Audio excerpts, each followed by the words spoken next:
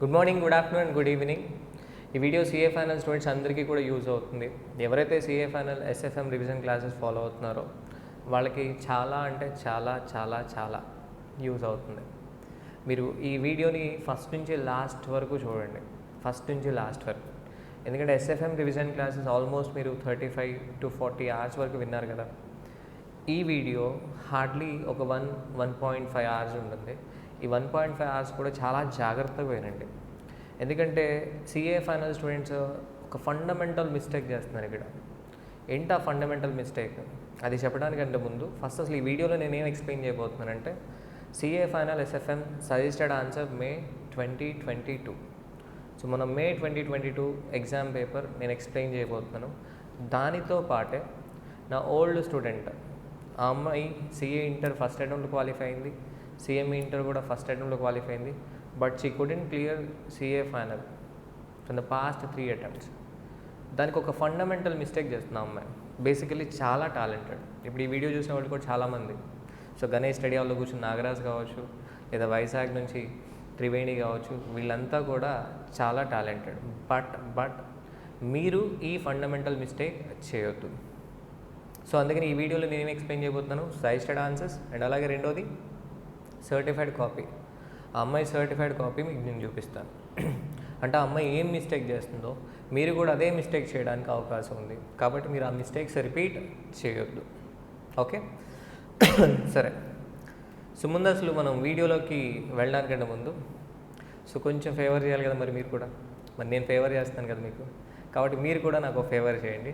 ఏంటా ఫేవర్ అంటే CMA exclusive final batch for June 2023 regular batch start అవుతుంది. అలాగే సిఎంఏ ఫైనల్ January 2023కి, అంటే జనరల్గా December 22లో అవ్వాలి ఎగ్జామ్స్, పోస్ట్పోన్ అవుతున్నాయి కదా జనవరికి. So from September 30 crash batch start అవుతుంది January 2023 ఎగ్జామ్కి. అండ్ అలాగే June 2023లో ఎవరైతే ఎగ్జామ్స్ చేస్తున్నారో వాళ్ళకి రెగ్యులర్ బ్యాచ్ స్టార్ట్ అవుతుంది. CMA exclusive final batch. Exclusive సిఏకి వేరు, సిఏకి క్లాసెస్ సపరేట్ అవుతాయి, సిఎంఏకి క్లాసెస్ కూడా సపరేట్ ఉంటాయి. ఇందుకే క్లాసెస్ ఎక్కడ, లొకేషన్ తెలియాలి కదా మీకు. సింపుల్, నూజివీడ్. తెలుసు కదా మీకు నూజివీడ్ ఎక్కడో, కృష్ణా డిస్టిక్కా? కాదు, ముందు వీడియోలో చెప్పాను కదా. ఎక్కడమ్మా? ఏలూరు డిస్టిక్లో. ఓకే, సో నూజివీడు కనెక్టివిటీ ఉంటుంది అన్ని ఏరియాస్కి కూడా, కంగారు పడాల్సిన అవసరం లేదు. సో ఈ ఇన్ఫర్మేషన్ మీరు కొంచెం పాస్ చేయండి అందరికీ కూడా. అలానే మీరు ఈ వీడియోని మ్యాక్సిమం షేర్ చేయండి. సిఏ ఫైనల్ ఎవరైతే ఉన్నారో స్టూడెంట్స్ వాళ్ళందరికీ కూడా మ్యాక్సిమం షేర్ చేయండి ఈ వీడియో. అండ్ ఈ సర్టిఫైడ్ కాపీ చూసిన తర్వాత నాకెందుకో ఈ యూట్యూబ్ క్లాసెస్తో పాటు ఫేస్ టు ఫేస్ క్లాసెస్ ఉంటే కొంచెం బాగుంటుంది అనిపించింది. ఎందుకంటే నేను ఈ రివిజన్ క్లాసెస్లో మొత్తం CA final study material problems అన్నీ కవర్ చేయలేదు, ఇంకొన్ని ప్రాబ్లమ్స్ ఉన్నాయి కవర్ చేయాల్సినవి. అండ్ అలాగే చాలామంది స్టూడెంట్స్ ఏంటంటే మేము పర్ఫెక్ట్ అయిపోయాం సిఏ ఫైనల్ స్టడీ మెటీరియల్ అనుకుంటున్నారు. బట్ ఇన్ఫ్యాక్ట్ నో, వాళ్ళు CA final study material perfect అవ్వకుండానే వేరే మెటీరియల్స్కి వెళ్ళిపోతున్నారు. ఎక్స్ట్రా ప్రాబ్లమ్స్కి వెళ్తున్నారు. ఈ వీడియో చేసే ముందు కూడా నేను ఒక అమ్మాయికి ఫోన్ చేస్తే, సో ఆ అమ్మాయి చెప్పింది, సార్ నాకెందుకో భయం వేస్తుంది సిఏ ఫైనల్ స్టడీ మెటీరియల్ ఒక్కటే ఫాలో అవ్వాలంటే. అరే లాస్ట్ అటెంప్ట్ పేపర్ చూస్తే 100 out of 100 CA final study material నుంచి వచ్చాయి క్వశ్చన్స్. మరి నువ్వు సిఏ ఫైనల్ స్టడీ మెటీరియల్ 100% పర్ఫెక్ట్గా చేసి ఉంటే నీకు ఎన్ని మార్క్స్ వచ్చి ఉండాలి? 100 వచ్చి ఉండాలి, లేదా అట్లీస్ట్ 90 లేదా 80 వచ్చి ఉండాలి. నీకు 40 కూడా రాలేదంటే దట్ మీన్స్ ఏంటి? నువ్వు అసలు సిఏ ఫైనల్ స్టడీ మెటీరియల్ పర్ఫెక్ట్గా ప్రిపేర్ కాలేదు. సో ఫస్ట్ మీరు ఏం చేస్తారు, CA final study material 100% correct okay prepare అయితేనే మీరు నెక్స్ట్ మెటీరియల్కి వెళ్ళండి. ఈ రివిజన్ క్లాసెస్ అప్పుడు నాకేంటంటే, ఇప్పుడు నాగరాజ్ అనే వ్యక్తి ఉన్నాడు, యూట్యూబ్లో కమెంట్ చేస్తారు కింద ఫ్రమ్ గణేష్ స్టడీ హాల్, లేదా ఇంకేదో స్టడీ హాల్ హైదరాబాద్ నుంచి స్టూడెంట్ కింద కమెంట్ చేస్తారు, sir I'm listening to your classes, thank you so much, మీకు రుణపడి ఉంటాను, అది ఇది బ్లా బ్లా బ్లా. కానీ మార్క్స్ రావాలి కదా ఎగ్జామ్లో. Marks I'm not able to supervise you, నేను సూపర్వైజ్ చేయలేకపోతున్నా. మీరు నేను చెప్పిన కాన్సెప్ట్ మీకు అర్థమవుతుందంటే మీరు అర్థమవుతుందని మీరు అనుకుంటున్నారు, ప్రాబ్లమ్స్ అనేవి బాగా ప్రాక్టీస్ చేసామని మీరు ఫీల్ అవుతున్నారు. బట్ మీరు ఇన్ రియాలిటీ బాగా ప్రిపేర్ అయ్యలేదో నాకు తెలియదు. అదే ఫేస్ టు ఫేస్ క్లాస్ అయితే ఫేస్ టు ఫేస్ క్లాస్ మీకు అసలు 1 minute కూడా టైం వేస్ట్ ఉండదు. 5 daysలో CA final study material problems అన్నీ కూడా కవర్ అవుతాయి. So that's why we are planning from September 26th నుంచి, ఈ మంత్ సెప్టెంబర్ 26 నుంచి 5 days గుంటూరులో CA final SFM marathon class ఉంటుంది 5 days. అండ్ ఆ వెంటనే CA final first group audit class ఉంటుంది బై CA రామహర్ష సార్. ఆయన మీకు తెలిసే ఉంటుంది, ఆయన గురించి ఆల్రెడీ. ఆయన ఆడిట్ క్లాస్ కూడా ఉంటుంది మీకు. ఓకే, సో డేట్స్ అనేవి షార్ట్లీ అనౌన్స్ చేస్తాం. బట్ మనదైతే CA final SFM class September 26 నుంచి ఉంటుంది. ఆ క్లాస్కి మీరు ఖచ్చితంగా వచ్చి తీరాలి, గుంటూరులో ఉన్నవాళ్ళు ఎస్పెషల్లీ. వేరే ప్లేసెస్లో ఉన్నవాళ్ళు కూడా ఒక 4-5 days పర్లేదు అనుకొని వచ్చేయండి. ఎందుకు రీజన్ ఏంటంటే అక్కడ నేను కాన్సెప్ట్స్ ఊరికే ల్యాగ్ చేసి డిలే చేయండి. మీరు ఆల్రెడీ యూట్యూబ్లో క్లాసెస్ వినే ఉంటారు. నేను అక్కడ ఏం చేస్తానంటే మీకు ఎగ్జామ్లో సింపుల్గా ఈచ్ అండ్ ఎవ్రీ ప్రాబ్లం ఒక ఎగ్జామ్ లాగా ట్రీట్ చేసి నేను క్లాస్ అంతా తిరుగుతూ మీరు ఎలా చేస్తున్నారు, ప్రజెంటేషన్లో మీరు చేసే మిస్టేక్స్ ఏవైతే ఉన్నాయో అవన్నీ కూడా ఐడెంటిఫై చేసి ఆన్ ద స్పాట్ చెప్తూ ఉంటాను. అండ్ మనం బాగా ప్రిపేర్ అవ్వడం అంటే కాన్సెప్ట్స్ అర్థం చేసుకోవడం అనేది కాదు, విత్ ఇన్ టైం చేయాలి. అంటే ఒక 8 marks ప్రాబ్లం ఉందనుకోండి, 8 into 1.8 minutesలో చేయాలి. అంటే హార్డ్లీ 14.4, క్యాలిక్యులేటర్ లేదు కదా. సో 14.4 minutesలో చేయాలి. 14.4 minutesలో మీరు చేయగలిగితేనే పర్ఫెక్ట్ అయినట్టు. మనం ఒక హాఫ్ అన్ అవర్ చేసి మనకు వచ్చేసిందిలే మ్యూచువల్ ఫండ్స్, మనకు వచ్చింది కదా కార్పొరేట్ వాల్యూషన్ అని చెప్పి ఎక్స్ట్రా ప్రాబ్లమ్స్కి వెళ్తూ ఉంటారు. ఎక్స్ట్రా ప్రాబ్లమ్స్కి వెళ్ళడానికంటే ముందు ఫస్ట్ అసలు CA ఫైనల్ స్టడీ మెటీరియల్లో ఉన్న ప్రాబ్లమ్స్ అన్నీ కూడా మ్యాక్స్ ఏ ప్రాబ్లం అయినా సరే ఎన్ని మినిట్స్లో చేయాలి, 15 minutes ఎక్సీడ్ అవ్వకూడదు. మీరు 15 minutesలో చేయగలిగితేనే మీరు CA final study material perfect అయినట్టు. అర్థమైందా? So that's why face to face class గుంటూరులో సెప్టెంబర్ 26 నుంచి 5 days. ఆ క్లాస్కి మీరు వస్తే 100% బెనిఫిట్ అవుతుంది మీకు, నో డౌట్. అండ్ సార్ మీరు బ్యాచ్ అనౌన్స్ చేస్తున్నారు, ఎక్కువ మంది వస్తే చెప్తారా? ఎక్కువ మంది కాదు, ఒక్కళ్ళు వచ్చినా ఇద్దరు వచ్చినా కానీ అదే క్వాలిటీ ఉంటుంది క్లాస్లో. ఎందుకంటే కింద నుంచి పైకి వచ్చాం, అర్థమైందా? లేదా మీరు ఈ వీడియోస్ చూసినా కానీ సో 30,000 40,000 వ్యూస్ దాకా వెళ్ళిన వీడియోస్ మళ్ళీ రీఅప్లోడ్ చేస్తే 100-200 వ్యూస్కి వచ్చాయి. అంటే పైకి రావడం, మళ్ళీ కింద పడడం, మళ్ళీ పైకి లేవడం, ఇవన్నీ అలవాటే. సో కాబట్టి అస్సలు ఏమాత్రం కూడా ఒక్క స్టూడెంట్ వచ్చినా ఇద్దరు వచ్చినా కానీ అదే క్వాలిటీ ఉంటుంది. ఓకే, రేపొద్దున మనం పైకి వచ్చిన తర్వాత చెప్పుకోవడానికి కూడా బాగుంటుంది కదా. గుంటూరులో మన SFM క్లాస్ స్టార్ట్ చేస్తే ఇద్దరు వచ్చారు ఫస్ట్ బ్యాచ్కి, తర్వాత అలా అలా నెంబర్ పెరిగిందని. So that's why. So tension ఏం పడకండి, తక్కువ మంది వచ్చినా కానీ అదే క్వాలిటీ ఉంటుంది. ఓకే, ఈ వీడియో లాస్ట్ వరకు మీరు చూడండి. ఓకే, అలాగే టెలిగ్రామ్ గ్రూప్ అవుతుంది మంది. ఓకే, డిస్క్రిప్షన్లో లింక్ మెన్షన్ చేసి ఉంటుంది, జాయిన్ అయిపోండి. ఇన్స్టాగ్రామ్లో ఫాలో అవ్వాలనిపిస్తే ఫాలో అవ్వండి. ఓకే, స్టార్ట్ చేద్దామా? సరే, మీకు ప్రతి ఒక్క క్వశ్చన్కి కూడా రెఫరెన్స్ ఇచ్చాను నేను ఇక్కడ. For example question number 1A, page number 9.56 study మెటీరియల్లో question number 42. Question number 42. So బుక్లో క్వశ్చనే కదా, మహా అంటే ఒక చిన్న పార్ట్ ఒకటి యాడ్ చేశాడు ఇక్కడ, అది కూడా అంత కాంప్లికేటెడ్ పార్ట్ ఏం కాదు. ఓకే, ఈ ప్రాబ్లం నేను ఎక్స్ప్లెయిన్ చేయలేదు ఫారెక్స్ రివిజన్ క్లాస్లో, ఎందుకంటే నీకు చెప్పేటప్పుడే నేను చెప్పాను తక్కువ టైంలో నేను కవర్ చేయాలి, అన్ని ప్రాబ్లమ్స్ అంటే నాతో కాదు, మీరు స్టడీ మెటీరియల్ చేయండి అని చెప్పాను. ఓకే, సో చూద్దామా. Message Daksh limited is planning to import multipurpose machine from USA at a cost of $15,000. The company can avail loan at 19% interest per annum with quarterly rest with which it can import the machine. $15,000 పెట్టి machine కొనవచ్చు, దానికి loan తీసుకోవచ్చు ఇండియాలోనే. ఎంతమ్మా? Interest rate 19% per annum with quarterly rest, అంటే compounded quarterly. However, there is an offer from New York branch of an Indian-based bank extending credit of 180 days at 2% per annum against opening an irrevocable letter of credit. మనం ఒక ఇర్రివకబుల్ letter of credit open చేస్తే New York branch వాళ్ళు 180 days extension ఇస్తారు credit. So interest rate ఎంత? 2% per annum. అంటే ఉన్నది మనకి ఒక ఆప్షన్ ఏంటి, ఇండియాలో లోన్ తీసుకోవడం, లేదా రెండో ఆప్షన్ ఏంటి, న్యూయార్క్లో లోన్ తీసుకోవడం. నథింగ్ బట్ ఇదేంటి, మన లీడింగ్ లాగింగ్. అంటే ఫారెన్ కరెన్సీ ఇమీడియట్గా పే చేయడం, లేదా 6 months డిలే చేసి పే చేయడం. మీకు అర్థమైంది నేను చెప్పిన పాయింట్. సో ఇమీడియట్గా ఇండియాలో లోన్ తీసుకొని వెంటనే ఏం చేద్దాం, డాలర్ పర్చేస్ చేసి మెషిన్ పర్చేస్ చేద్దాం. ఓకే, సెకండ్ ఆప్షన్ ఏముంది, న్యూయార్క్లో లోన్ తీసుకొని మెషిన్కి పే చేసి మెషిన్ ఇంపోర్ట్ చేసుకుందాం. మళ్ళీ ఈ డాలర్ రీపేమెంట్ ఎప్పుడు చేయాలి, loan repayment after 180 days. Either ఇప్పుడు పే చేద్దాం లేదా ఆఫ్టర్ 180 days డాలర్. అంతే కదా, మనకి 2 ఆప్షన్స్ ఉన్నాయి. Spot rate $1 = 75, 180 days forward rate US dollar 1 = 77. Commission charges for letter of a credit. So letter of a క్రెడిట్కి కమిషన్ ఛార్జెస్ ఉంటాయి కదా.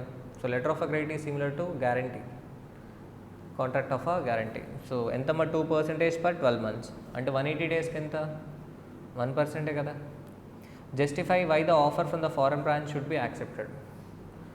ఫారెన్ బ్రాంచ్ ఆఫర్ ఎందుకు యాక్సెప్ట్ చేయాలి అనేది ఫస్ట్ పార్ట్.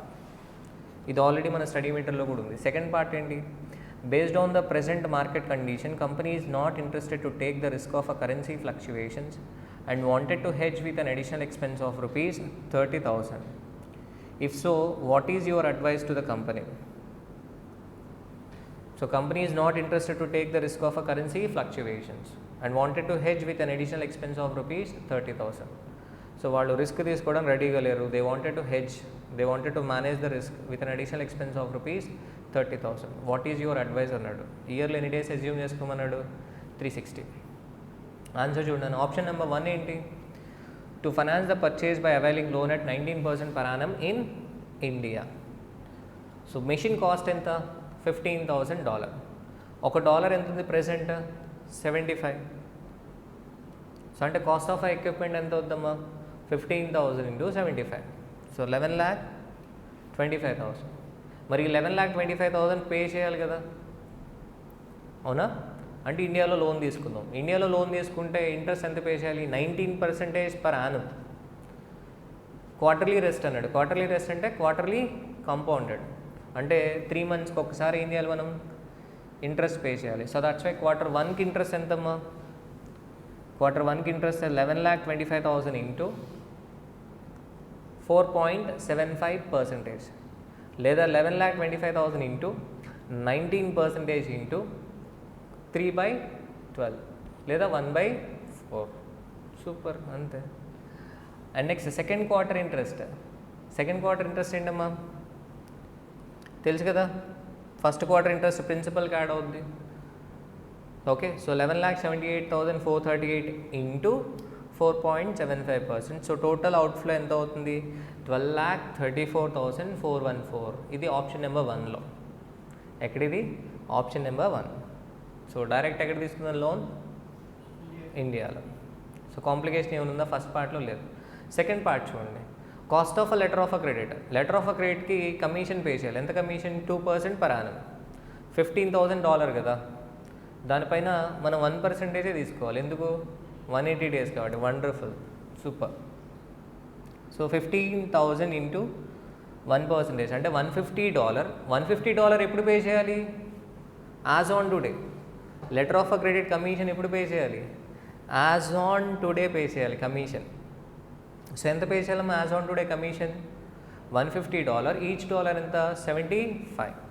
అంటే 11,250 letter of a credit commission pay చేయాలి. ఈ ప్రాబ్లంలో ఇదే స్పెషల్ పాయింట్. మరి 11,250 letter of a credit commission pay చేయాలి అంటే ఈరోజు ఏం చేయాలి, మనం బ్యాంక్లో లోన్ తీసుకోవాలి. దాని మీద మళ్ళీ ఇంట్రెస్ట్ పే చేయాలి కదా. ఎంతమ్మా, 11,250 × 19% × 180 / 360. చెప్పాలంటే సజెస్టెడ్ ఆన్సర్లు ఇలా ఇచ్చాడు. 100% కరెక్ట్ ఉండాలంటే ఇక్కడ కూడా ఏం చేయాలి మనం, Q1 ఇంట్రెస్ట్, Q2 ఇంట్రెస్ట్ తీసుకోవాలి.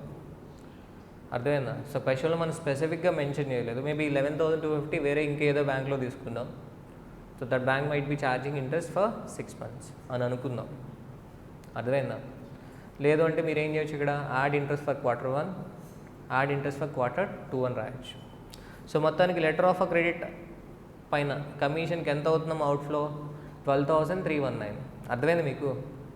Letter of a commission charges ఎప్పుడు పే చేయాలి, letter of credit letter of credit charges ఎప్పుడు పే చేయాలి? ఈ రోజే. ఎన్ని డాలర్స్? $150. ఈచ్ డాలర్ ఎంత? 75. 11,250. దానికి ఇంట్రెస్ట్ యాడ్ చేస్తే మొత్తానికి అవుట్ఫ్లో ఎంత? 12,319. Loan from foreign branch. Foreign branch నుంచి తీసుకుంటున్నాం ఈసారి లోన్. ఆ ఫారెన్ వాడు మనకి లోన్ ఇవ్వాలంటే, ఫారెన్ బ్రాంచ్ మనకి లోన్ ఇవ్వాలంటే మనం లెటర్ ఆఫ్ క్రెడిట్ ఇస్తేనే లోన్ ఇస్తాడు. అర్థమైందా? ఓకే. సో $15,000. దానికి ఇంట్రెస్ట్ ఎంతమ్మా? 2% per annum. అంటే 1% కదా. ఎంత? 150. టోటల్ ఎంతమ్మా? 15,150. సో 15,150 ఇంటూ ఎక్స్చేంజ్ రేట్ ఎంత ఉంది after 180 days? 77. So that's why 11,66,550. మొత్తానికి టోటల్ కాస్ట్ ఎంత అవుతుందమ్మా? లెటర్ ఆఫ్ క్రెడిట్ ఛార్జెస్ ఏమో 12,319 ప్లస్ న్యూయార్క్ లోన్ రీపేమెంట్ ఎంత? New York loan repayment 11,66,550. మొత్తానికి అవుట్ఫ్లో ఎంతమ్మా? 11,78,869. క్లియరా? సో అడ్వైజ్ ఏంటి? ఏది బెటర్ చెప్పండి? ఆప్షన్ 2నే చీప్ కదా. ఎంత? 55,544 తక్కువ అవుట్ఫ్లో అవుతుంది. అర్థమైందా? అంటే ఏం చేద్దాం? ఇప్పుడే లోన్ తీసుకుని ఇండియాలో రీపే చేసేద్దామా? నో. న్యూయార్క్లో లోన్ తీసుకుందాం. ఆఫ్టర్ 180 days డాలర్ రీపే చేద్దాం. డన్? ఓకే. సరే, ఇప్పుడు హెడ్జింగ్ చేద్దాం అనుకుంటారు. చేయొచ్చు అంటే చేయొచ్చు. ఎందుకంటే అడిషనల్ ఎక్స్పెన్సెస్ ఎంత అవుతుంది? 30,000. ఓకే. సో మన క్యాష్ అవుట్ఫ్లో ఇంక్రీజ్ అయితే మహా 10th ఇంక్రీజ్ అవుతుంది 30,000. బట్ సేవింగ్స్ ఎంతమ్మా? 55,000. ఓకే. సో ఇది ఒకటే స్పెషల్ పాయింట్ ఇక్కడ ఈ క్వశ్చన్లో. So 8 marks question. మీరు ఒకవేళ సిఏ ఫైనల్ స్టడీ మెటీరియల్ తరోగా ప్రాక్టీస్ చేసుకుంటే అవుట్ ఆఫ్ 8 మీకు ఎన్ని వచ్చి ఉండాలి? సరే, లాస్ట్ పార్ట్ మీకు రాదనుకుందాం. అట్లీస్ట్ ఎన్ని మార్క్స్ వచ్చి ఉండాలమ్మా? 6. అన్ఫార్చునేట్లీ మీ క్లాస్లో సర్టిఫైడ్ కాపీ చూపిస్తాను. సో ఆ స్టూడెంట్ ఈ క్వశ్చన్ అటెంప్టే చేయలేదు. అంటే ఏంటమ్మా? సిఏ ఫైనల్ స్టడీ మెటీరియల్ పర్ఫెక్ట్గా చేయలేదు. So that's why my sincere suggestion. మళ్ళీ మీకేం చెప్తున్నా నేను, మీరు మళ్ళీ చెప్తున్నా, చెక్ చేసుకోండి. సిఏ ఫైనల్ స్టడీ మెటీరియల్ 100% పర్ఫెక్ట్గా ప్రిపేర్ అయ్యారు లేదా చెక్ చేసుకోండి. Question number 1B, page number 8.45, question number 18. ఇది నేను రివిజన్ క్లాసెస్లో కూడా ఎక్స్ప్లెయిన్ చేశాను. కాబట్టి నేను ఇప్పుడు ఎక్స్ప్లెయిన్ చేయట్లేదు. కానీ ఇక్కడ ఒక లాస్ట్ పార్ట్ ఒక క్వశ్చన్ అడిగాడు. చెప్పాను కదా, లాస్ట్ పార్ట్ తెలియదని అనుకుందాం. 8 మార్క్స్కి ఎన్ని మార్క్స్ రావాలి మీకు? 6 మార్క్స్ రావాలి కదా. 8కి ఎన్ని మార్క్స్ రావాలమ్మా? 6 రావాలి కదా అట్లీస్ట్. ఒకసారి చూడండి. 3 months కాల్ ఆప్షన్. ఫాస్ట్గా ఎక్స్ప్లెయిన్ చేస్తాను ఎందుకంటే ఆల్రెడీ నేను ఎక్స్ప్లెయిన్ చేశాను. 3 months కాల్ ఆప్షన్. ప్రీమియం ఎంత? 30. Current market price 560. Exercise price ఎంత? 590. So price ranges between 540 to 640. The expected share price 540, 560, 580, 600, 620, 640 probability ఇచ్చాడు. Expected share price at the end of 3 months ఎలా వస్తుందమ్మా? Simple, weighted average. ఏంటమ్మా? Weighted average. Value of a call option at the end of a 3 months if the exercise price prevails. Exercise price prevails అన్నాడు అంటే exercise price ఎంత ఉంది? 590. At the end of a 3 months కూడా ఆ రోజు future spot price కూడా 590 ఉంటే change చేస్తాం call option. We allow the call option to lapse. అంటే value of a call option ఎంత? 0. చెప్పానా చెప్పలేదు already problem. Next, in case the option is held to its maturity what will be the expected value of call option? Expected value of a call option అంటే simple అమ్మా. ఒకవేళ after 3 months మనకి share price ఎంత ఉండొచ్చు? 540 ఉండొచ్చు, 560 ఉండొచ్చు, 580 ఉండొచ్చు, 600 ఉండొచ్చు, 620, 640. మన ఎక్సర్సైజ్ ప్రైస్ ఎంత? 590. కాల్ ఆప్షన్ అంటే ఏంటి? Right to buy. నువ్వే చెప్పు, మార్కెట్లో 540 ఉంటే ఎక్సర్సైజ్ చేస్తావా చేయవా? మార్కెట్లో 540 ఉంటే కాల్ ఆప్షన్ ఎక్సర్సైజ్ చేస్తావా చేయవా? ఎక్సర్సైజ్ చేయవు. ఎందుకు? రీజన్ ఏంటి? బాబు నువ్వే గణేష్ స్టడీ హాల్లో కార్నర్లో కూర్చున్నావు కదా, పడుకోకమ్మా. వింటున్నావా? సో క్లాస్ పెట్టుకొని పడుకోకూడదు. సో 540 ఉంది ఎక్సర్సైజ్ ప్రైస్. ఇప్పుడు ఏంటి? ఎక్సైజ్ చేద్దామా కాల్ ఆప్షన్? నో. మార్కెట్లో కొందాం. 560 ఉన్నప్పుడు ల్యాబ్స్, 580 ఉన్నప్పుడు ల్యాబ్స్, 600 ఉన్నప్పుడు ఎక్సర్సైజ్. ఎంతకి? 590కి. అప్పుడు ఎంత మనకి బెనిఫిట్? 10 రూపీస్. అంటే ఇక్కడేమో 10, ఇక్కడెంతమ్మా 30, ఇక్కడెంత 50. ఓకే, ఇది ఎలాగో జీరోనే. ఇప్పుడు దీన్ని మనం వెయిటెడ్ యావరేజ్ చేస్తే వచ్చేది ఏంటమ్మా? Expected value of a call option. అంతేనా కాదా? Last part, find out the price of a share quoted at a stock exchange to get the value of a call option as computed in 3 above. Find out the price of the share quoted at the stock exchange to get the value of the call option as computed in 3 above.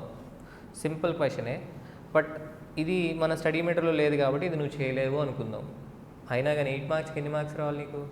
6 రావాలి కదా. 6 + 6 ఎంతమ్మా? 12. అయిపోయింది, collapse. And paper ఎలా attempt చేయాలి? Question number 1A, మా నాన్నగారు 1A తర్వాత 1Bకి వెళ్ళమన్నారు. అలా కాదమ్మా, ఫస్ట్ మనకి ఏ క్వశ్చన్ బాగా వస్తే అదే చేయాలి. ఈజీ టు హార్డ్ వెళ్ళాలి. ఇగో వద్దు మనకి, ఐసీఏతో పోటీ వద్దు. క్వశ్చన్ నెంబర్ 1A నేను ఎందుకు చేయలేను, ఇదైతే నెక్స్ట్ క్వశ్చన్కి వెళ్తా, అట్లాంటి యాటిట్యూడ్ వద్దు మనకి. తగ్గి ఉండాలి మనం. ఓకే సరే, చూసారు కదా ఇది ఎక్స్పెక్టెడ్ షేర్ ప్రైస్. కొంచెం ఫాస్ట్ చెప్పేసాను, ఎందుకు? రీజన్ ఏంటి? చూసారు కదా 17 వచ్చింది. ఎంత? 17 expected value of a call option. Second పార్ట్లో ఎంతమ్మా? నిల్. అంతేనా కాదా? సరే, మనోడు ఏమంటున్నాడు? స్టాక్ ఎక్స్చేంజ్లో ప్రైస్ ఎంత కోట్ అయ్యి ఉండాలి to get the value of a call option as we got in third పార్ట్లో ఎంత వచ్చింది? Value of a call option 17 వచ్చింది. ఓకే, మనకు ఒకవేళ on the maturity value of a call option 17 రావాలంటే ఎంత ఉండాలమ్మా? ప్రైస్ 607 ఉండాలి. అంతేనా కాదా? ఆన్ మెచ్యూరిటీ ప్రైస్ అనేది 607 ఉంటే value of a call option ఎంత వస్తుంది? 17. ఇదే న్యూ పార్ట్, బట్ కొత్తగా అడిగాడు కాబట్టి, ఫస్ట్ టైం అడిగాడు కాబట్టి తెలియకపోవచ్చు. So price to be quoted at the stock exchange to get the value of call option ఎంతమ్మా? 590 స్ట్రైక్ ప్రైస్ ప్లస్ 17, 607. మార్కెట్లో 607 ఉంటే మనం కాల్ ఆప్షన్ ఎక్సైజ్ చేసుకుంటాం at the rate of 590. Benefit ఎంత వస్తుంది? 70. క్లియరా? Done. Next question number 1C. ఇది నేను ఎక్స్ప్లెయిన్ చేయట్లేదు, థియరీ క్వశ్చన్. ఇది already interest rate risk management video ఉంది, ఆ వీడియో మీరు చూస్తే కనుక దానిలో నేను ఎక్స్ప్లెయిన్ చేసి ఉంటాను. Net interest position risk, price risk completely. ఒకవేళ మీరు రివిజన్ క్లాసెస్ ఫాలో అయ్యి ఉన్నా కానీ ఫస్ట్ పార్ట్లో 20 మార్క్స్కి మీకు ఎన్ని మార్క్స్ వచ్చి ఉండాలి? పోనీ ఫస్ట్ క్వశ్చన్ నేను ఎక్స్ప్లెయిన్ చేయాల, సెకండ్ క్వశ్చన్ చేశాను కదా, పోనీ 8కి 6 అయినా రావాలి కదా. ఇక్కడ 4కి ఒక 3 మార్క్స్ వచ్చినా ఎన్ని రావాలి? ఇప్పటికి 9 మార్క్స్. ఎన్ని మార్క్స్ అమ్మా? 9. సరే, ఈ క్వశ్చన్ ఎక్కడ చూసినట్టుందా? Question number 2A, page number 7.22, question number 12. Question number 12, mutual funds నుంచి ఎన్ని మార్క్స్కి అడిగాడమ్మా? 8 marks. 8 marks. So mutual funds నుంచి 2 క్వశ్చన్స్ వచ్చాయి, 2 8 మార్క్స్ వచ్చాయి మొన్న మే 2022కి. అది కూడా బుక్లో ఉన్న questions. So study material questions వచ్చాయి. ఒకసారి చూడండి. Amount of investment NAV at the time of purchase, dividend yield up to 31/3/2022, NAV as on 31st March 2022, annualized yield as on 31st March 2022. Assume 1 year is equal to 365 days. Mr. D has misplaced the documents of his investments. Single entry నుంచి మనకి ఇది మామూలే. Mister D has misplaced the documents of his investments అంట. వీడి దగ్గర ఇంత information ఉంది. Okay, ఇప్పుడు మనల్ని ఏం అడుగుతాడు చూడండి. Mr D has misplaced the documents of his investments. You are required to help Mr D to find out the following. First one ఏంటమ్మా? Number of units allotted in each scheme. ఇది ఏమన్నా క్వశ్చనా? First part ఏంటి? Number of units allotted in each scheme. Number of units allotted in each scheme ఎంత అవుద్ది? Amount of investment 2 lakhs. NAV at the time of purchase ఎంత? 10. అంటే ఎన్ని units అమ్మా? 20,000. 5 lakhs divide by 25, 20,000. 4 lakhs divide by 20 ఎంతమ్మా? 20,000. చిన్న part. మీరు problem try చేసి మొత్తం 6 పార్ట్స్ చేయాల్సిన అవసరం లేదు, 7 పార్ట్స్. ఫస్ట్ పార్ట్ చేయండి, 1 మార్క్ వస్తుంది కదా. మీకు అర్థమైంది, మీకు వచ్చిన కాన్సెప్ట్తో అట్లీస్ట్ ఫస్ట్ పార్ట్. నెక్స్ట్ ఏంటి, value of his investment as on 31st March 2022. Value of his investment as on 31st March 2022. Simple. 31st March 2022కి ఎన్ఏవి ఎంత అయిందమ్మా? 10.5, 22.8, 20.8. ఏం చేద్దాం? 20,000 into 10.5. Simple, 1 mark. అర్థమైందా? సో బుక్లో ఉన్న క్వశ్చన్ డివిడెండ్ ఈల్డ్ అమౌంట్ ఇచ్చాడు, ఇక్కడ పర్సంటేజ్ ఇచ్చాడు అంతే. డివిడెండ్ ఈల్డ్ పర్సంటేజ్ ఇచ్చాడు, ఆ పర్సంటేజ్ ఏం చేద్దాం మనం? ఇన్వెస్ట్మెంట్ మీద apply చేయాలంతే.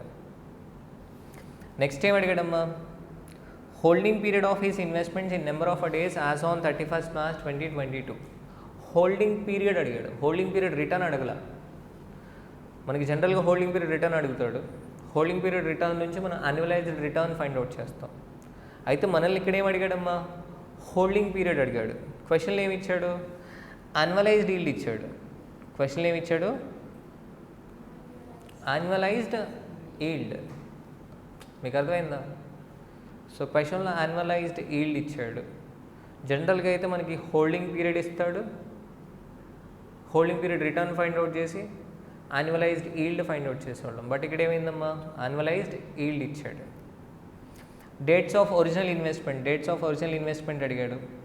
Total return on investment అడిగాడు.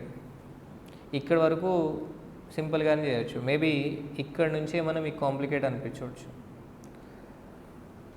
Assuming part performance of all 3 schemes will continue for next 1 year, what action the investor should take? What will be the expected return for the next 1 year after the above action? క్లియరా? Jokes చేయడానికి ఏం లేదు ఇంకా మనం, ఎందుకంటే reason ఏంటి? Suggested answer explain చేస్తాం కదా. లాస్ట్కి వచ్చిన తర్వాత ఏముంది, ఇంకా జోక్ చేసినా మీరు కూడా ఏంటి నవ్వరు, ఏంటి సార్ ఈ సీరియస్ టైంలో అని, అవునా కదా? సరే, కోపం వచ్చినట్టుంది. ఓకే, స్టార్ట్ చేద్దాం. What will be the expected return for the next 1 year after the above action? Next last part, will your answer as above point number 6 changes if the mutual fund charges exit load. Exit load అంటే entry load, exit load అంటాం. Entry load అంటే మనం mutual ఫండ్స్లో investment చేసినప్పుడు charge చేసేది. Exit load అంటే mutual funds నుంచి బయటకు వచ్చేటప్పుడు ఛార్జ్ చేసేది. If the investment is redeemed within 1 year, if so, advise the investor what and when the action to be taken to optimize the return. ఈ 2 parts అర్థమై ఉండదు, మళ్ళీ వద్దాం back. Simple, number of units in each scheme 2 lakhs divide by 10, 20,000. ఇది clear కదా? ఇది clear కదా? క్లియరా? క్లియర్ అమ్మా? క్లియర్ కదా? Next, yield on each fund. Yield on each fund. First holding period yield find out చేద్దాం. హోల్డింగ్ పీరియడ్ ఈల్డ్ ఎలా వస్తుంది మనకి? NAV1 minus NAV0 plus income plus gain divide by NAV0. గుర్తుందా? Already mutual funds class విని ఉంటే కనుక మీకు easy అవుతుంది, సింక్ అవుతుంది. సో చూడండి, ఇక్కడ ఇన్వెస్ట్మెంట్ వాల్యూ ఎంత ఇంక్రీజ్ అయిందమ్మా? 2 lakhs ఉన్నది 2,10,000 అయింది. అంటే క్యాపిటల్ అప్రిషియేషన్ ఎంత? 10,000. డివిడెండ్ ఈల్డ్ 3% అన్నాడు. ఆ 3% దేనిపైన అప్లై చేయాలి? ఇన్వెస్ట్మెంట్ 2 lakhs పైన. అంటే ఎంత? 6,000. మొత్తం మనకి ఎంత వచ్చిందమ్మా? 16,000 రూపీస్ రిటర్న్ వచ్చింది. Total 16,000 rupees return. అది ఎంత అమౌంట్ పైన? 2 lakhs అమౌంట్ పైన. అంటే ఎంత పర్సంటేజ్ వచ్చింది? 8% రిటర్న్ వచ్చింది. ఎంత వచ్చిందమ్మా? 8%. అలాగే మనం మ్యూచువల్ ఫండ్ B అండ్ Cకి కూడా క్యాలిక్యులేట్ చేసాం. ఇదేంటమ్మా? ఇది హోల్డింగ్ పీరియడ్ రిటర్న్. మీరు మ్యూచువల్ ఫండ్స్ క్లాస్ విని ఉంటే కనుక మీకు ఈజీగా సింక్ అవుతుంది. ఇదేంటమ్మా? Holding period return. మన దగ్గర హోల్డింగ్ పీరియడ్ రిటర్న్ ఉంది, యాన్యువలైజ్డ్ ఈల్డ్ ఉంది. మనం ఏం ఫైండ్ అవుట్ చేయాలి? హోల్డింగ్ పీరియడ్ ఫైండ్ అవుట్ చేయాలి. సో చూడండి, ఇక్కడ ఈ 9.733 ఏదైతే ఉందో 9.733 ఏంటమ్మది? Annualised yield. అంటే ఎన్ని డేస్ అది? 365. సో ఇప్పుడు మన క్వశ్చనింగ్ ఏంటి? 365కి 9.733 అయితే 8కి ఎంత? అది మరి 9.733కి 365 అయితే 8కి ఎంత? ఏం చేద్దాం?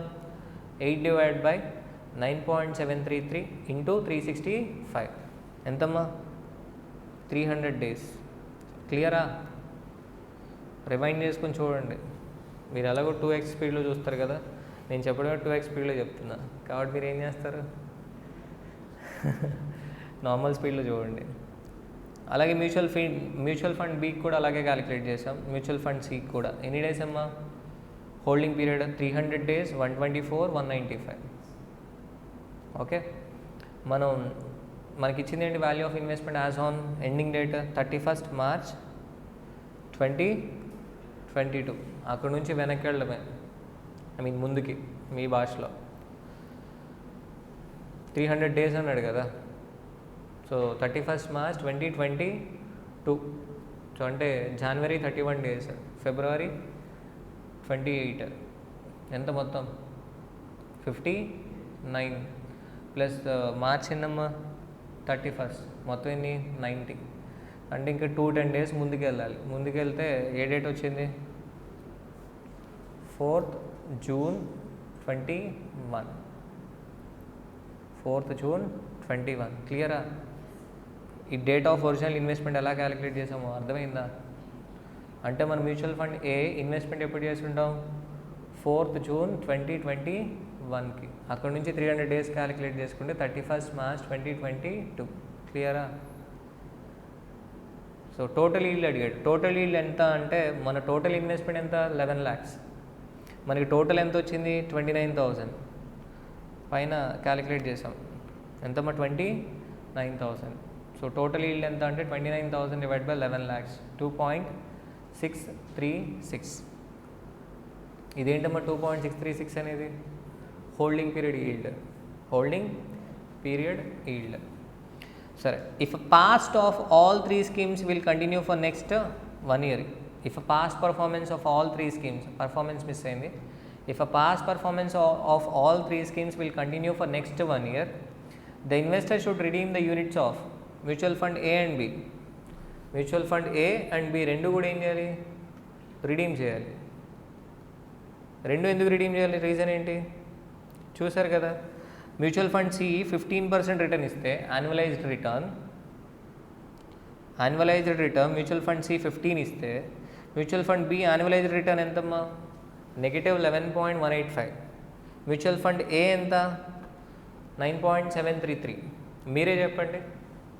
ఎక్కువ రిటర్న్ ఇచ్చే మ్యూచువల్ ఫండ్ సి అన్నప్పుడు నీ mutual fund A and B రెండు కూడా ఏం చేయాలి, రిడీమ్ చేసి ఎక్కడ ఇన్వెస్ట్మెంట్ చేయాలి, మ్యూచువల్ ఫండ్ సిలో. సో దట్ నీకు రిటర్న్ ఎంత వస్తుంది, 15%. The investor should redeem the units of mutual fund A and B and invest the proceeds in mutual fund C. Clear? This new point question lo. If the mutual funds are charging exit load of 5%, if investment is redeemed within 1 year, mutual fund ఒకవేళ exit load 5% charge చేసింది అనుకోండి, mutual fund ఏ ఎంత investment, 2 lakhs. 2 lakhs అయినా. Mutual fund B ఎంత investment, 5 lakhs. ఆ రెండే కదా exit అవుదాం అనుకుంది. నువ్వు ఎంత పే చేయాలి, ఎగ్జిట్ లోడ్ 5% పే చేయాలి. అంటే 2 lakhs పైన 5% అంటే ఎంత, 10,000. నీకు వచ్చేదే 16,000. దానిలో ఎగ్జిట్ లోడ్ 10,000 పోతే ఖతం. అందుకనే ఏం చెప్తున్నాం మనం, ఎలాగో 300 డేస్ అయిపోయింది. వాడు ఏమంటున్నాడు, ఎగ్జిట్ లోడ్ 5% ఉండదు ఎప్పుడు, if investment is redeemed with in 1 year. 1 year లోపు నువ్వు రిడీమ్ చేసుకుంటే ఎగ్జిట్ లోడ్ ఎంత, 5%. 1 year తర్వాత అయితే ఎగ్జిట్ లోడ్ ఉండదు. కాబట్టి మ్యూచువల్ ఫండ్ ఏ ఆల్రెడీ మనం 300 డేస్ హోల్డ్ చేసాం కాబట్టి ఇంకో 65 డేస్ వెయిట్ చేద్దాం. దేనికి, మ్యూచువల్ ఫండ్ ఏకి.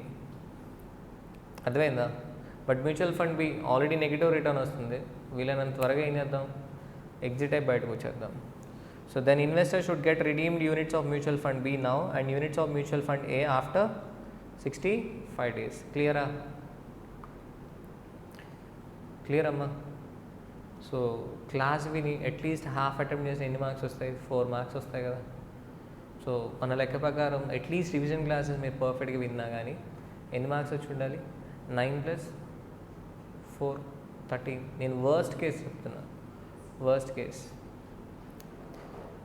Question number 2B, page number 12.32, question number 8. Exactly same కాదు స్టడీ మెటీరియల్ ఉన్న క్వశ్చన్కి, బట్ నేను ఈ క్వశ్చన్ మీకు సెక్యూరిటీ వాల్యుయేషన్లో ఎక్స్ప్లెయిన్ చేశాను. Free cash flow to equity అని. Free cash flow to equity same problem నేను మీకు సెక్యూరిటీ వాల్యుయేషన్లో ఎక్స్ప్లెయిన్ చేశాను. 8 మార్క్స్ స్ట్రైట్ అవే వచ్చి ఉండాలి. అంటే 9 + 4 13, 13 + 8 ఎంత? 21. సో ఏ క్వశ్చన్లో ఉన్నాం మనం? సెకండ్ క్వశ్చన్లో. ఇంకా సెకండ్ క్వశ్చన్లోనే ఉన్నాం. అంటే ఇంకా ఎన్ని మార్క్స్ ఉన్నాయి మనకి? అటెంప్ట్ చేయాల్సినవి దగ్గర 64 మార్క్స్ ఉన్నాయి, అంతేనా? సరే చూద్దాం నాన్న. క్వశ్చన్ చాలా simple. Profit of the company after tax ఎంతమ్మా? 560 crores profit of the company. Equity share capital 1900 crores. Par value of a share ఎంత? 50 ఈచ్. ఫేస్ వాల్యూ ఇచ్చాడు. సో ఇక్కడ మన number of a shares find out చేయొచ్చు. Profit after tax ఉంది, ఏం find out చేయొచ్చమ్మా? Earnings per share. Debt equity ratio 43. Long run growth rate of the company 7. Beta 1. Market return, capital expenditure, depreciation, increase in working capital. ఇది ఇప్పుడు నేనేం explain చేయట్లేదు, ఎందుకంటే ఇంక ఎక్స్ప్లెయిన్ చేయాల్సిన చాలా ఉన్నాయి కాబట్టి. మీరేం రిఫర్ చేస్తారమ్మా? సెక్యూరిటీ వాల్యుయేషన్ టాపిక్ ఉంది, ఆ టాపిక్ మీరు చూస్తే ఓకే అర్థమవుతుంది. నేను స్ట్రైట్ అవే ఇక్కడ ఆన్సర్ ఎక్స్ప్లెయిన్ చేసేస్తాను. Okay, so earnings per share ఎలా వచ్చింది? Profit after tax divide by number of our shares. Number of shares ఎలాగా? 1900 crores divide by 50, 38 crores shares. Cost of equity ఎలా వస్తుందమ్మా? CAPM model. RF plus beta into RM minus RF. RF ఇచ్చాడు ఎంత? 9.5 plus beta ఎంతమ్మా? 0.1. RM ఎంత? 12.6, 9.81%. Cost of equity K. Free cash flow to equity simple. Free cash flow to equity ఎలా వస్తుంది? మన earnings per share ఎంత? 14.737. ఈ 14.737 is not a free cash flow to equity. అది ఫ్రీ క్యాష్ ఫ్లో కాదు. దానిలోంచి మనం కమిట్మెంట్స్ మైనస్ చేయాలి. ఏం మైనస్ చేయాలి? కమిట్మెంట్స్. కమిట్మెంట్స్ అంటే ఏమున్నాయి? కమిట్మెంట్స్ అంటే క్యాపిటల్ ఎక్స్పెండిచర్ ఉంటుంది కదా 53. మీరు జాగ్రత్తగా అబ్జర్వ్ చేయండి. క్యాపిటల్ ఎక్స్పెండిచర్ 53 ఉంది. డిప్రిషియేషన్ ఎంత ఉంది పర్ షేర్? 45 ఉంది. అంటే డిప్రిషియేషన్ ఈజ్ నథింగ్ బట్ ఏంటమ్మా? Setting aside profits for replacement of assets. అవునా? అంటే నువ్వు అడిషనల్గా ఎంత ఇన్వెస్ట్మెంట్ చేయాలి? 53 - 45 కదా అడిషనల్ ఇన్వెస్ట్మెంట్ చేయాల్సింది. అంటే ఎంతమ్మా? 8.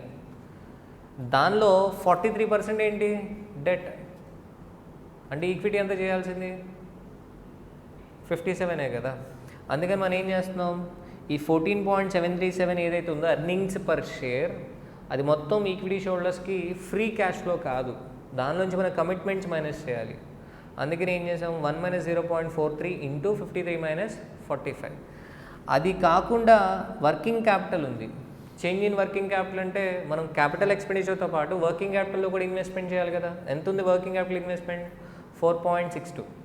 మొత్తం 4.62 మనమే ఇన్వెస్ట్మెంట్ చేయం కదా, డిబెంచర్ హోల్డర్ కూడా ఇన్వెస్ట్మెంట్ చేస్తాడు. అవునా? సో కాబట్టి 4.62 ఇంటూ 1 - 0.43. అర్థమైందా? కార్పొరేట్ వాల్యుయేషన్ టాపిక్ ఇది. సో కార్పొరేట్ వాల్యుయేషన్ నుంచి 2 questions వచ్చాయి. 2 questions. సో బట్ నేను ఎక్స్ప్లెయిన్ చేయడం అక్కడ ఎక్స్ప్లెయిన్ చేశానమ్మా సెక్యూరిటీ వాల్యుయేషన్లో. ఒకసారి చూడండి, ఇది ఎంత? 7.5436 అనేది ఏంటమ్మా? Free cash flow to equity. అది నాకు క్యాలిక్యులేట్ చేయాలని ఎలా అర్థం అవుద్ది క్వశ్చన్లో? Capital expenditure, depreciation, change in working capital ఇచ్చాడంటే దాని అర్థం ఏంటి? He is expecting me to calculate free cash flow to equity. I cannot use earnings model, earnings growth model use చేయలేను. అందుకని ఏం చేశానమ్మా? Free cash flow to equity. ఇదొక్కటే special point ఈ క్వశ్చన్లో. Free cash flow to equity అంటే earnings per share నుంచి commitments తీసేయాలి. కమిట్మెంట్స్ అంతే చేసాం మనం ఇక్కడ. ఓకే, సో 7.5436 ఇంటూ 1.07 అంతే కదమ్మా. P0 is equal to okay. So K E already calculate చేసాం. ఎంత వచ్చింది? 287.25. నేను ఇచ్చిన రెఫరెన్స్ ఎగ్జాక్ట్ మ్యాచ్ అవ్వదు క్వశ్చన్, బట్ నేను ఎక్కడ ఎక్స్ప్లెయిన్ చేశాను మీకు? Security valuation old syllabus practice manual నుంచి తీసుకొని నేను ఆ క్వశ్చన్ ఎక్స్ప్లెయిన్ చేశాను. ఒకసారి చూసుకోండి. ఈక్విటీ వాల్యుయేషన్లో చెప్పుకుంటా. ఎక్కడమ్మా? Equity valuation exact same question. ఎన్ని marks? 8 marks. Explain the outcomes of financial planning, page number 1.5. Chapter number 1. Outcomes of financial planning. Outcomes of financial planning ఏంటమ్మా? Financial objective, financial decision making, financial measures. Theory ఒకసారి చదువుకోండి. క్లియరా? Question number 3A, page number 10.18, illustration number 4. ఇది కూడా study material నుంచే.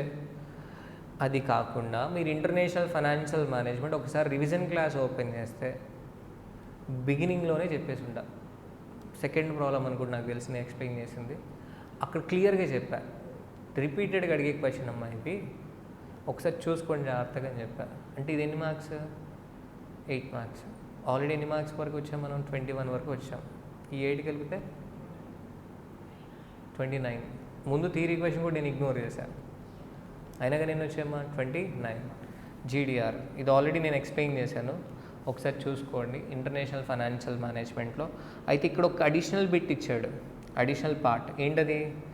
If a company is able to raise the fund in US at a rate of 4% per annum, loan వస్తుందంట. ఏ రేట్కి?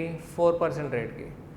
And the company is able to repay the loan along with interest from revenue generated from the operations of US. What is your advice to the company? Global deposit receipt concept నేను already international financial management టాపిక్లో చెప్పాను, మీరు ఒకసారి ఆ video చూడండి, మీకు clear అవుతాయి doubts.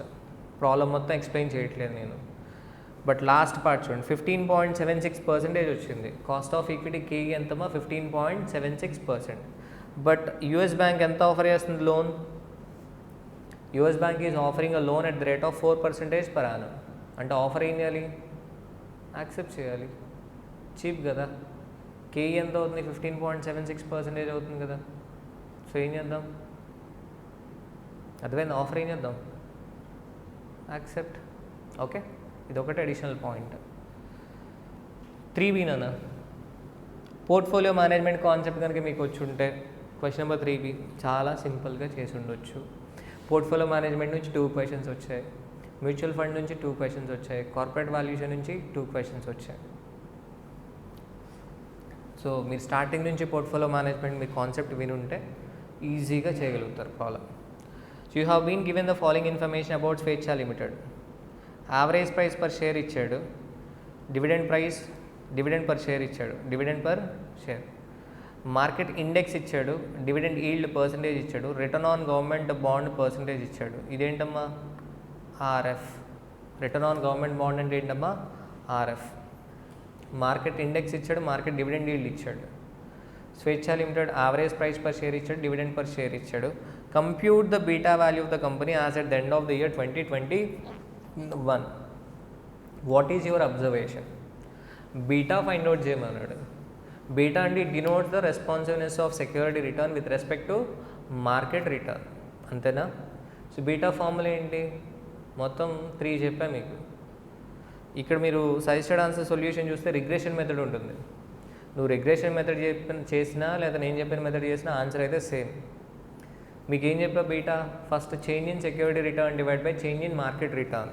అది ఎప్పుడు యూజ్ చేయొచ్చు మనం? ఓన్లీ 2 years డేటా ఇచ్చినప్పుడు. బట్ ఇక్కడ 2 years ఇచ్చారు, ఎక్కువ ఇచ్చారా?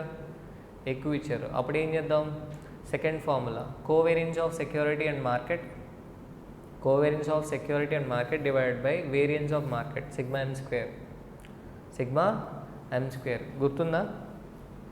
Covariance of security and market divide by sigma m square.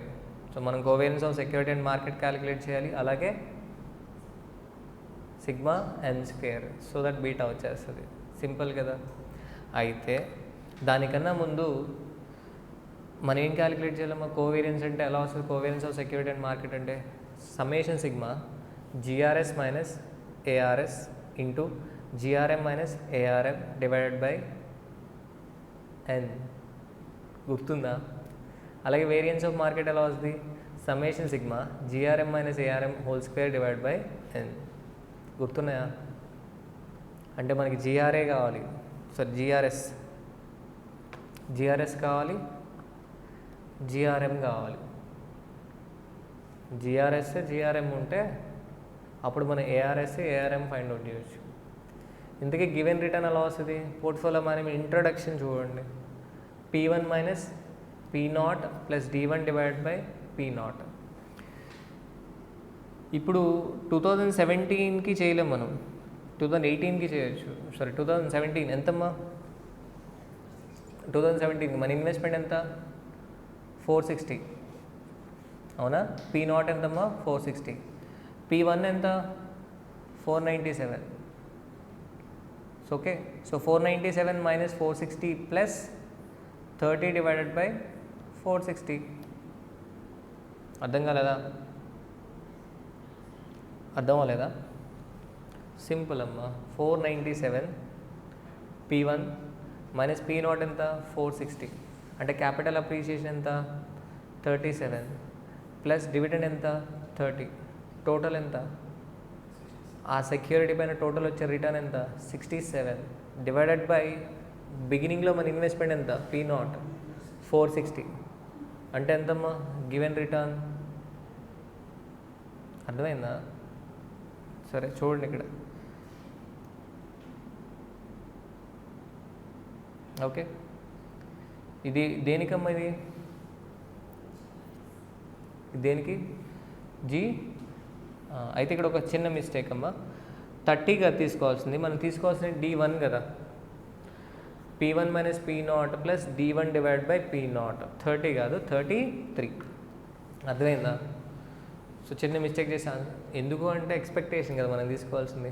మనం తీసుకోవాల్సింది ఏంటమ్మా? Expected dividend. So P1 minus P not. 30 అనేది ఆల్రెడీ పే చేసింది, అది కాదు మనకు కావాల్సింది. పే చేయబోయేది. So that's why 497 minus 460, 37 plus 33. Total ఎంతమ్మా?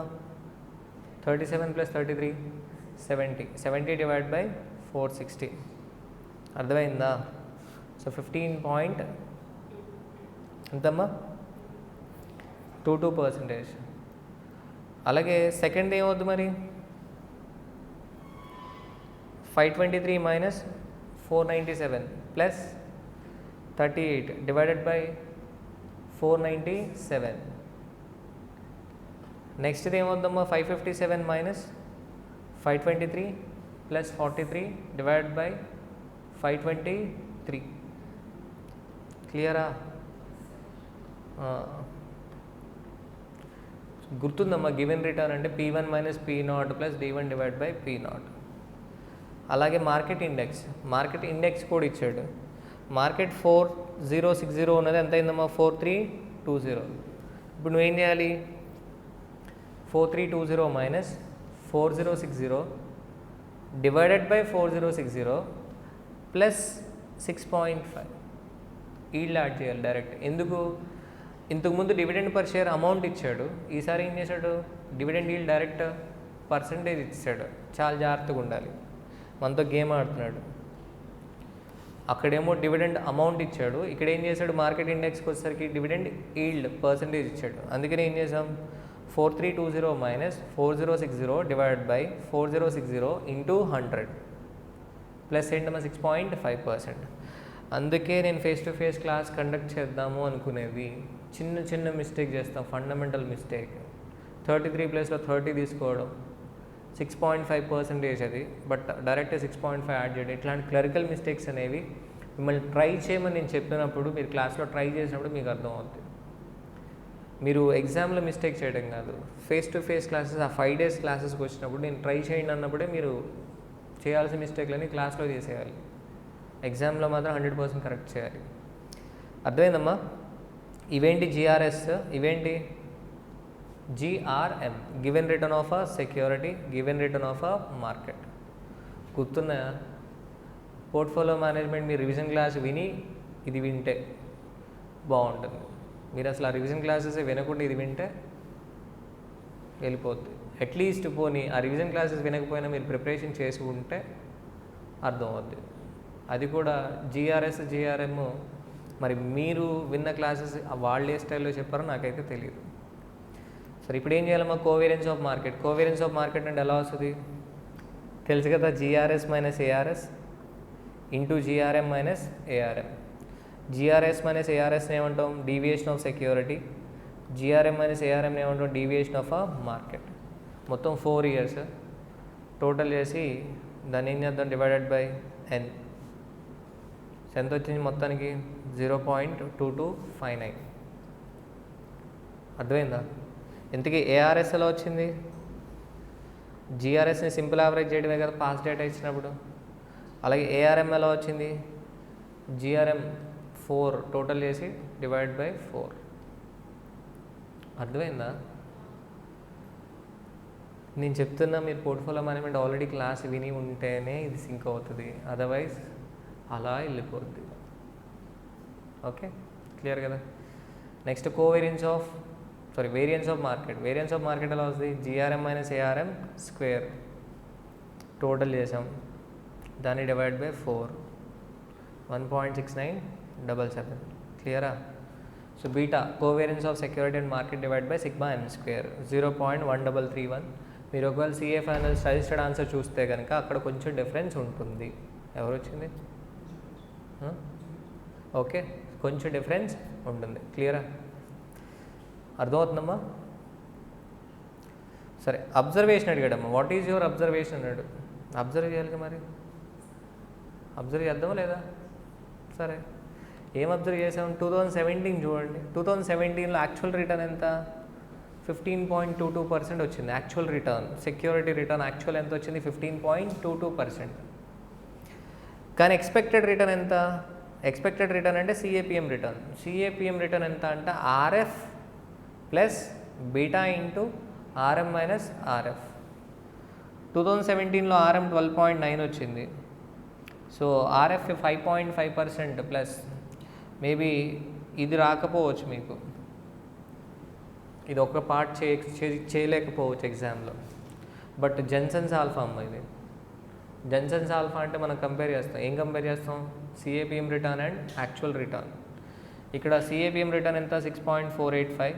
యాక్చువల్ రిటర్న్ ఎంత? 5.22. మీకు చెప్పుకుంటాను నేను already. CAPM return and actual return, CAPM return and actual return 6.485% అనేది సెక్యూరిటీ నుంచి మనం ఎక్స్పెక్ట్ చేసేది. 15.22% అనేది సెక్యూరిటీ మనకు ఇచ్చేది. మన ఎక్స్పెక్ట్ చేసిన దానికన్నా సెక్యూరిటీ ఎక్కువ ఇస్తుంది అంటే మనం ఏం చేయాలి? బై చేయాలి. Because security is under priced. చెప్పాను మీకు ఆల్రెడీ. మొత్తం 4 years కూడా సెక్యూరిటీ ఏంటమ్మా? Under price. So that's action ఏంటి? బై. ఇది నేను చెప్పానా లేదా అంటే మీరు కావాలంటే ఒకసారి పోర్ట్ఫోలియో మేనేజ్మెంట్ ఓపుకుంటే వీడియో మొత్తం చూడండి, లేదా at least Insta ID ravikumar_03 Insta ID follow అవ్వండి. దానిలో పోర్ట్ఫోలియో మేనేజ్మెంట్ ఫార్ములాస్ అన్నీ ఒక రీల్ చేసి ఉంటాను, ఒక రీల్. So 45 seconds reel. ఆ రీల్ కనుక మీరు చూస్తే మొత్తం ఫార్ములాస్ రీకాల్ అవుతాయి. ఓకే, అర్థమైందా? సరే, ఈ ప్రాబ్లం చేసి ఉండొచ్చు కదా? లేదు, తీసేయండి. ఇది చేయలేకపోయారు అనుకుందాం. నెక్స్ట్ ఏంటమ్మా? Foreign currency convertible bond. అసలు కన్వర్టబుల్ బాండ్ అంటే తెలుసు కదా? Investor will be given an option to convert the debt into equity shares. Foreign currency అన్నాడు అంటే ఎంతపాటు bond is issued in foreign currency, అంతే. సో 4 marks ఇది థియరీ క్వశ్చన్. పేజ్ నెంబర్ ఎంతమ్మా? 10.15. అంటే ఇది కూడా ఎక్కడి నుంచి వచ్చింది? స్టడీ మెటీరియల్ నుంచే వచ్చింది. So page number 12.32 question number 7 as it is దిగిపోయింది. Question number 4A.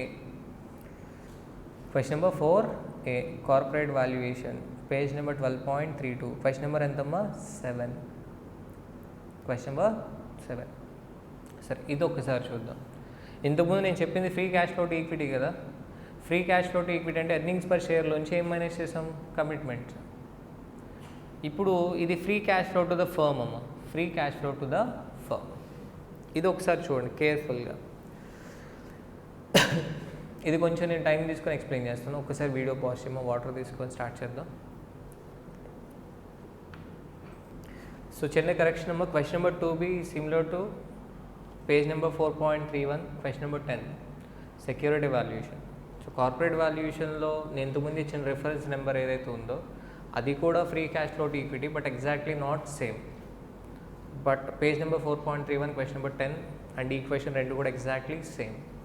అంటే మనకి సెక్యూరిటీ వాల్యుయేషన్ నుంచి 1 క్వశ్చన్, కార్పొరేట్ వాల్యుయేషన్ నుంచి 1 క్వశ్చన్, మ్యూచువల్ ఫండ్స్ నుంచి 2, పోర్ట్ఫోలియో మేనేజ్మెంట్ నుంచి 2 క్వశ్చన్స్ వచ్చాయి. ఓకే సరే, ఆల్రెడీ మనం ఏ క్వశ్చన్ వరకు రీచ్ అయ్యాం?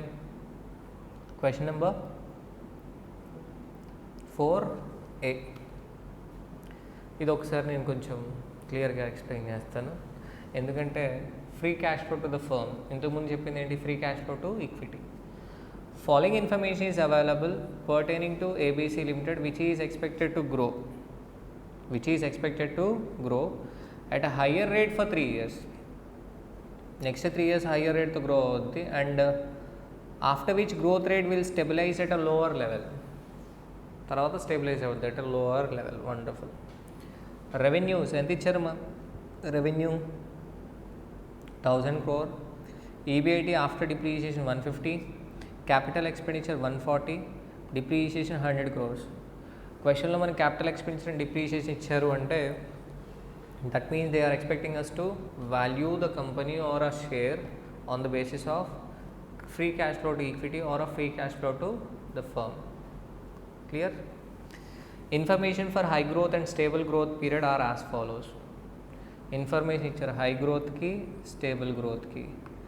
చూసి ఎగ్జామ్లో షాక్ అయి ఉంటారు, కానీ అంత అవసరం లేదు. ఎందుకని? ఇది స్టడీ మెటీరియల్ క్వశ్చనే. Question number 7, page number 12.32, corporate valuation. Okay, maybe నేను రివిజన్ క్లాస్లో ఎక్స్ప్లెయిన్ చేయలేదు, బట్ మీకు చెప్పాను నేను ఏమని, అన్ని ప్రాబ్లమ్స్ కూడా ట్రై చేయండి అని. ఓకే, బట్ అయినా తప్పు నాదే కాబట్టి ఏం చేస్తానమ్మా, face to face classes conduct చేస్తాను September 26th. ఏ డౌట్ ఉన్నా, ఏ ప్రాబ్లం రాకపోయినా ఆన్ ద స్పాట్ ఏం చేసినాను అడగవచ్చు. లొకేషన్ ఇక్కడ గుంటూరు. మీరు నూజివీడు వరకు రాలేరు కదా, అందుకోసం ప్రజల వద్దకే పాలన, నేనే మీ దగ్గరికి వస్తున్నాను. అండ్ వేరే వేరే ప్లేసెస్లో, హైదరాబాద్, వరంగల్, వేరే ప్లేసెస్లో ఉన్న వాళ్ళందరూ కూడా గుంటూరు రావడానికి ట్రై చేయండి. ఒక 4-5 days ఏం కాదు, కంప్లీట్లీ 100% కాన్ఫిడెన్స్ వస్తుంది మీకు. ఎస్ఎఫ్ఎం కాన్ఫిడెన్స్ వచ్చిందంటే మీరు మిగిలిన సబ్జెక్ట్స్ కూడా కొంచెం వెళ్ళచ్చు. అండ్ మిగిలిన సబ్జెక్ట్స్ కూడా ఎలా అప్రోచ్ అవ్వాలో నేను చెప్తాను మీకు. ఓకే, సో చూద్దామా. High growth, stable growth, and అలాగే స్టూడెంట్స్ గుంటూరులో ఎవరైతే నా క్లాసెస్ వింటున్నారో CA final students, my sincere request is share this information to everyone. ఎందుకంటే ఎవరికైనా యూజ్ అవ్వచ్చు క్లాస్ అనేది. సో ఇన్ఫర్మేషన్ పాస్ చేయండి అందరికీ కూడా. So growth in revenue and EBIT ఎంతమ్మా? హై గ్రోత్ ఉన్నప్పుడు 20%, స్టేబుల్ గ్రోత్ ఎంత? 10%. సో ఫస్ట్ 3 years ఎంత గ్రోత్? 20%. ఆ తర్వాత ఎంత growth? 10%. Growth in capital expenditure and depreciation 20%. Capital expenditure are offset by depreciation. Stable growth ఉన్నప్పుడు capital expenditure are offset by depreciation. అంటే extra ఏం క్యాపిటల్ ఎక్స్పెండిచర్ లేదు, ఇంకా క్యాపిటల్ ఎక్స్పెండిచర్ 100 అయితే డిప్రిసియేషన్ 100, 2 ఆఫ్సెట్ అంతే. బట్ ఫస్ట్ 3 years మాత్రం growth ఎంతమ్మా? 20%. Risk free rate 10%, 9%. Equity beta 1.15 and 1. Market risk premium 6, 5. Pre cost of debt 13%, 12.86. Debt equity ratio 1:1, 2:3. Working capital is 25% of revenue for all time. Corporate tax rate is 30%. You are requested to find out the value of ABC Limited. Value of ABC Limited. మన value of equity share అడగలేదు, ఇంతకుముందు మనం అడిగింది value of equity share. Equity valuation చేయమన్నాడు, ఇప్పుడు ఏం చేయమన్నాడు? మా corporate valuation, value of ABC limited. Value of ABC limited మనం ఫైండ్ అవుట్ చేయాలంటే మనం క్యాలిక్యులేట్ చేయాల్సింది ఫ్రీ క్యాష్ ఫ్లో టు ఈక్విటీనా, free cash flow to the ఫర్మా? Free cash flow to the, so free cash flow to the firm. Okay సరే, free cash flow to the firm calculate చేయాలి. దానికన్నా ముందు valuation పర్పస్కి మనకి అక్కడైతే K E R F plus beta into RM minus R F. మరి ఇక్కడ వాల్యూ ఆఫ్ ఫర్మ్ కాబట్టి డివైడ్ బై ఏం చేయాలమ్మా? కేఓ మైనస్ జిఏ కదా. ఇక్కడ రిక్వైర్డ్ రిటర్న్ ఏంటి? కేఓ కదా, ఓవరాల్ కాస్ట్ ఆఫ్ క్యాపిటల్. మరి ఓవరాల్ కాస్ట్ ఆఫ్ క్యాపిటల్ ఎలా వస్తుంది? ఫస్ట్ కేఈ ఫైండ్ అవుట్ చేయాలి, కేడీ ఫైండ్ అవుట్ చేయాలి, ఆ తర్వాత వెయిటెడ్ యావరేజ్ చేయాలి. అయితే ఫస్ట్ 3 yearsకి కేఓ వేరు, నెక్స్ట్ స్టేబుల్ గ్రోత్ ఉన్నప్పుడు కేఓ వేరు, అంతేనా కాదా? So that's why high growth phase ఉన్నప్పుడు కేఈ ఎంతమ్మా, risk free rate 10% plus equity beta 1.15 into direct ఏమి ఇచ్చాడు, రిస్క్ ప్రీమియం ఇచ్చాడమ్మా. మార్కెట్ రిస్క్ ప్రీమియం అంటే nothing but RM minus RF, straight away RM minus RF ఇచ్చారు.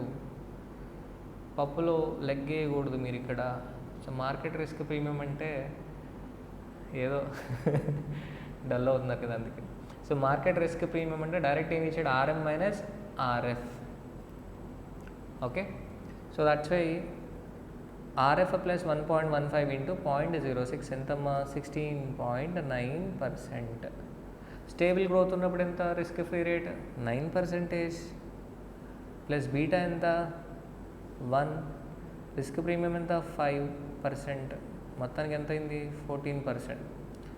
ఇలా ఈ వీడియో చూస్తే మీకు అన్నీ అర్థం అవుతాయి. కానీ మీరు ఏం చేయాలి, మా వీడియో పాజ్ చేసి ప్రతి ఒక్క ప్రాబ్లం లేదా మొత్తం వీడియో కంప్లీట్ చేసి ఆ తర్వాత ఏం చేయాలి, ట్రై చేయాలి. అప్పుడు మీకు అర్థం అవుతుంది 100% స్టడీ మెటీరియల్ ప్రాబ్లమ్స్ పర్ఫెక్షన్ వచ్చిందా రాలేదా అనేది. రాలేదని క్లారిటీ వస్తుంది. అందుకని మీరు ఏం చేయాలి, క్లాస్కి వస్తే నేను దగ్గరుండి మీతో ఏం చేస్తాను, ప్రాక్టీస్ చేయించుకుంటా. Okay, so cost of a debt KD, cost of a debt KD, pre tax cost of a debt ఇచ్చాడు ఎంతమ్మా 13%. పోస్ట్ ట్యాక్స్ ఎలా వస్తుంది, ఇంటూ 1 మైనస్ ట్యాక్స్ రేటే కదా. So into 1 minus tax rate 30% చేస్తే ఎంత వచ్చిందమ్మా 9.1. సో 1:1 రేషియో కదా, debt equity ratio. So that's why 0.5 into 16.9 plus 0.5 into 9.1 ఎంత వచ్చిందమ్మా 13% కాస్ట్ ఆఫ్ అ క్యాపిటల్. ఇది ఎప్పుడు, ఫస్ట్ 3 ఇయర్స్కి. మరి స్టేబుల్ ఉన్నప్పుడు ఎంతమ్మా 12%. స్టేబుల్ ఉన్నప్పుడు ఎంత 12%. క్లియరా, డన్. ఓకే, అలా మనం కేఓ ఫైండ్ అవుట్ చేసాం. ఇది ఇక్కడ కొంచెం మనకేంటన్నా, ఏం చేస్తున్నాం ఏంటి, ఎటువైపు వెళ్తున్నాం అని మనకి డౌట్ వచ్చే అవకాశం ఉంది. ఒకసారి చూడండి, చాలా సింపుల్.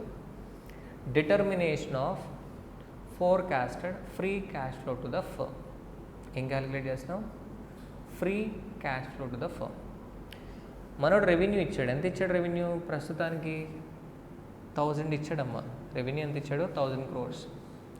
ఈ నెంబర్లు స్క్రీన్ షాట్ తీసుకోండి, లేదా మీకు ఎలాగో మెటీరియల్ పీడిఎఫ్ చేసి ఉంటాను, పీడిఎఫ్ ప్రింట్అవుట్ పక్కన పెట్టుకొని మీరు క్లాస్ వింటే బాగుంటుంది. ఎంత 1000 crores కదా. 1000 crores ఏదైతే ఉందో ఆ 1000 crores ఏంటి, 20% ఇంక్రీజ్ అయింది ఇయర్ 1. అంటే ఎంత అయిందమ్మా 1200. ఇయర్ 2 ఎంత, ఆ 1200 పైన 20%, 1440. ఇయర్ 3 ఎంత, ఆ 1440 పైన 20%. ఆ తర్వాత వచ్చేసరికి ఏంటన్నా, ఆ తర్వాత ఏంటి 20% కాదు గ్రోత్ రేట్, అర్థమైందా? ఎంత గ్రోత్ రేట్, 10%. ఎంత 10%. ఆఫ్టర్ 3 years స్టేబుల్ అవుతుంది కదా. Okay, so 1900.8. సరే, ఇది ఎందుకు తీసుకున్నావు రెవెన్యూ, అంత అవసరం ఏంటి, free cash flow to equity. Free cash flow to equity అంటే నువ్వు చేయాల్సింది ఏంటి, earnings before interest to tax ఉంది కదా, దానిలోంచి ఏం చేద్దాం, ట్యాక్స్ మైనస్ చేసి కమిట్మెంట్స్ మైనస్ చేయాలి. Free cash flow to equity అంటే ఏం చేసాం, ఈపీఎస్లోంచి కమిట్మెంట్స్ మైనస్ చేసాం. ఇక్కడ మాత్రం ఏం చేస్తామమ్మా, అక్కడ ఈపీఎస్ ఎర్నింగ్స్ పర్ షేర్ నుంచి కమిట్మెంట్స్ మైనస్ చేసాం. ఇక్కడ ఏంటమ్మా, ఫర్మ్ ఎర్నింగ్స్లోంచి ఏం మైనస్ చేయాలి, ఫర్మ్ ఓవరాల్ ఫర్మ్ ఎర్నింగ్స్లోంచి మన కమిట్మెంట్స్ మైనస్ చేయాలి. రెవెన్యూ ఎందుకు తీసుకున్నాం, మన రీజన్ ఏంటంటే వర్కింగ్ క్యాపిటల్ అనేది 20% అన్నాడు. వర్కింగ్ క్యాపిటల్ ఏమన్నాడు, 25% of revenue for all time అన్నాడు, ఫర్ ఆల్ టైమ్. సరే, చాలా జాగ్రత్త వినండి. ఈబీఐటీ ఎంత నాన్న ఇక్కడ ఇచ్చింది 150 crores, బట్ ఈబీఐటీ కూడా ఎంత ఇంక్రీజ్ అవుతుంది 20%. ఎంత ఇంక్రీజ్ అవుతుందమ్మా 20%. అందుకనే 150 కాస్త ఎంత అయింది 180, 180 కాస్త ఎంత అయిందమ్మా 216, 216 కాస్త ఎంత అయింది 259.2. ఆ తర్వాత ఎంత పర్సంటేజ్ ఇంక్రీజ్ అవుతుంది 10%. ఎంత పర్సంటేజ్ 10%. అర్థమవుతుందా? ఇప్పుడు ట్యాక్స్ ఎంత ఇచ్చాడు చూడండి, ట్యాక్స్ రేట్ ఎంత? 30%. ఈ 180లోంచి 30% ట్యాక్స్ మైనస్ చేస్తే మిగిలేదు ఏంటమ్మా? Earnings after tax. అది బట్ ఇంట్రెస్ట్ మైనస్ చేయం మనం, ఇంట్రెస్ట్ మైనస్ చేయం మనం. క్యాలిక్యులేట్ చేసే free cash flow to firm, అందుకని ఇంట్రెస్ట్ మైనస్ చేయకూడదు. సో ట్యాక్స్ డైరెక్ట్ మైనస్ చేస్తే ఎంత వచ్చింది? 126. అలా మనం మొత్తం తీసుకున్నాం అన్ని చోట్ల అర్నింగ్స్ ఆఫ్టర్ ట్యాక్స్. అర్థమవుతుందా? చెప్పింది అర్థమైందా? ఓకే. ఇప్పుడు దీనిలోంచి మనం ఏం చేయాలి? కమిట్మెంట్స్ మైనస్ చేయాలి. కమిట్మెంట్స్ అంటే ఏముండదు మనకి, క్యాపిటల్ ఎక్స్పెండిచరే కదా, అవునా? క్యాపెక్స్లోంచి డిప్రిషియేషన్ మైనస్ చేయాలి. అయితే ఇక్కడ ఏం చెప్పాడు? Capital expenditure and depreciation increases by ఎంతమ్మా? 20%. అసలు ఎంత ఇచ్చాడు? క్యాపిటల్ ఎక్స్పెండిచర్ 140, డిప్రిషియేషన్ ఎంత? 100. అంటే నెట్ ఆఫ్ చేస్తే ఎంత? 140 మైనస్ 100 40 కదా. ఆ 40 ఎంత పర్సెంటేజ్ ఇంక్రీజ్ అవుద్ది? 20%. 40 ఎంత ఇంక్రీజ్ అవుద్దమ్మా? 20%. అంటే ఎంత అవుద్ది? 48. మీకు అర్థమైందా? నేను డైరెక్ట్ ఏం చేశాను? Capital expenditure minus depreciation net of చేసి దానిపైన 20% గ్రోత్ తీసుకున్నా. ఆల్టర్నేటివ్ నువ్వు ఏం చేయొచ్చు? క్యాపిటల్ ఎక్స్పెండిచర్ యాడ్ చేసి తర్వాత మళ్ళీ డిప్రిషియేషన్ ఏంటి సపరేట్గా మైనస్ చేయొచ్చు. బట్ నేను స్ట్రైట్ అవే ఏం చేశానమ్మా? నెట్ ఆఫ్ చేశా. అర్థమవుతుంది ఇక్కడ? సో క్యాపిటల్ ఎక్స్పెండిచర్ ఎంత? 48. ఎలా 48? 140 మైనస్ 100 లాస్ట్ ఇయర్ అది 40, నెట్ 40. బట్ ఎంత ఇంక్రీజ్ అవుతుంది మనకి? ఎంత ఇంక్రీజ్ అవుతుంది? 20%. చెప్పాడా లేదా? అర్థమైందా? ఇక్కడ మాత్రం ఏమైంది? స్టేబుల్ గ్రోత్ దగ్గర ఆఫ్సెట్ అయింది. స్టేబుల్ గ్రోత్ దగ్గర ఏమైందమ్మా? ఆఫ్సెట్. సో 57.6. నెక్స్ట్ 48 కాస్త ఎంత అవుద్దమ్మా? 57.6. ఇక్కడ 69.12. ఇక్కడ ఎంతమ్మా? నిల్. ఎందుకు? ఆఫ్సెట్ అయిపోయింది. చేంజ్ ఇన్ వర్కింగ్ క్యాపిటల్ ఎంత అన్నాడు?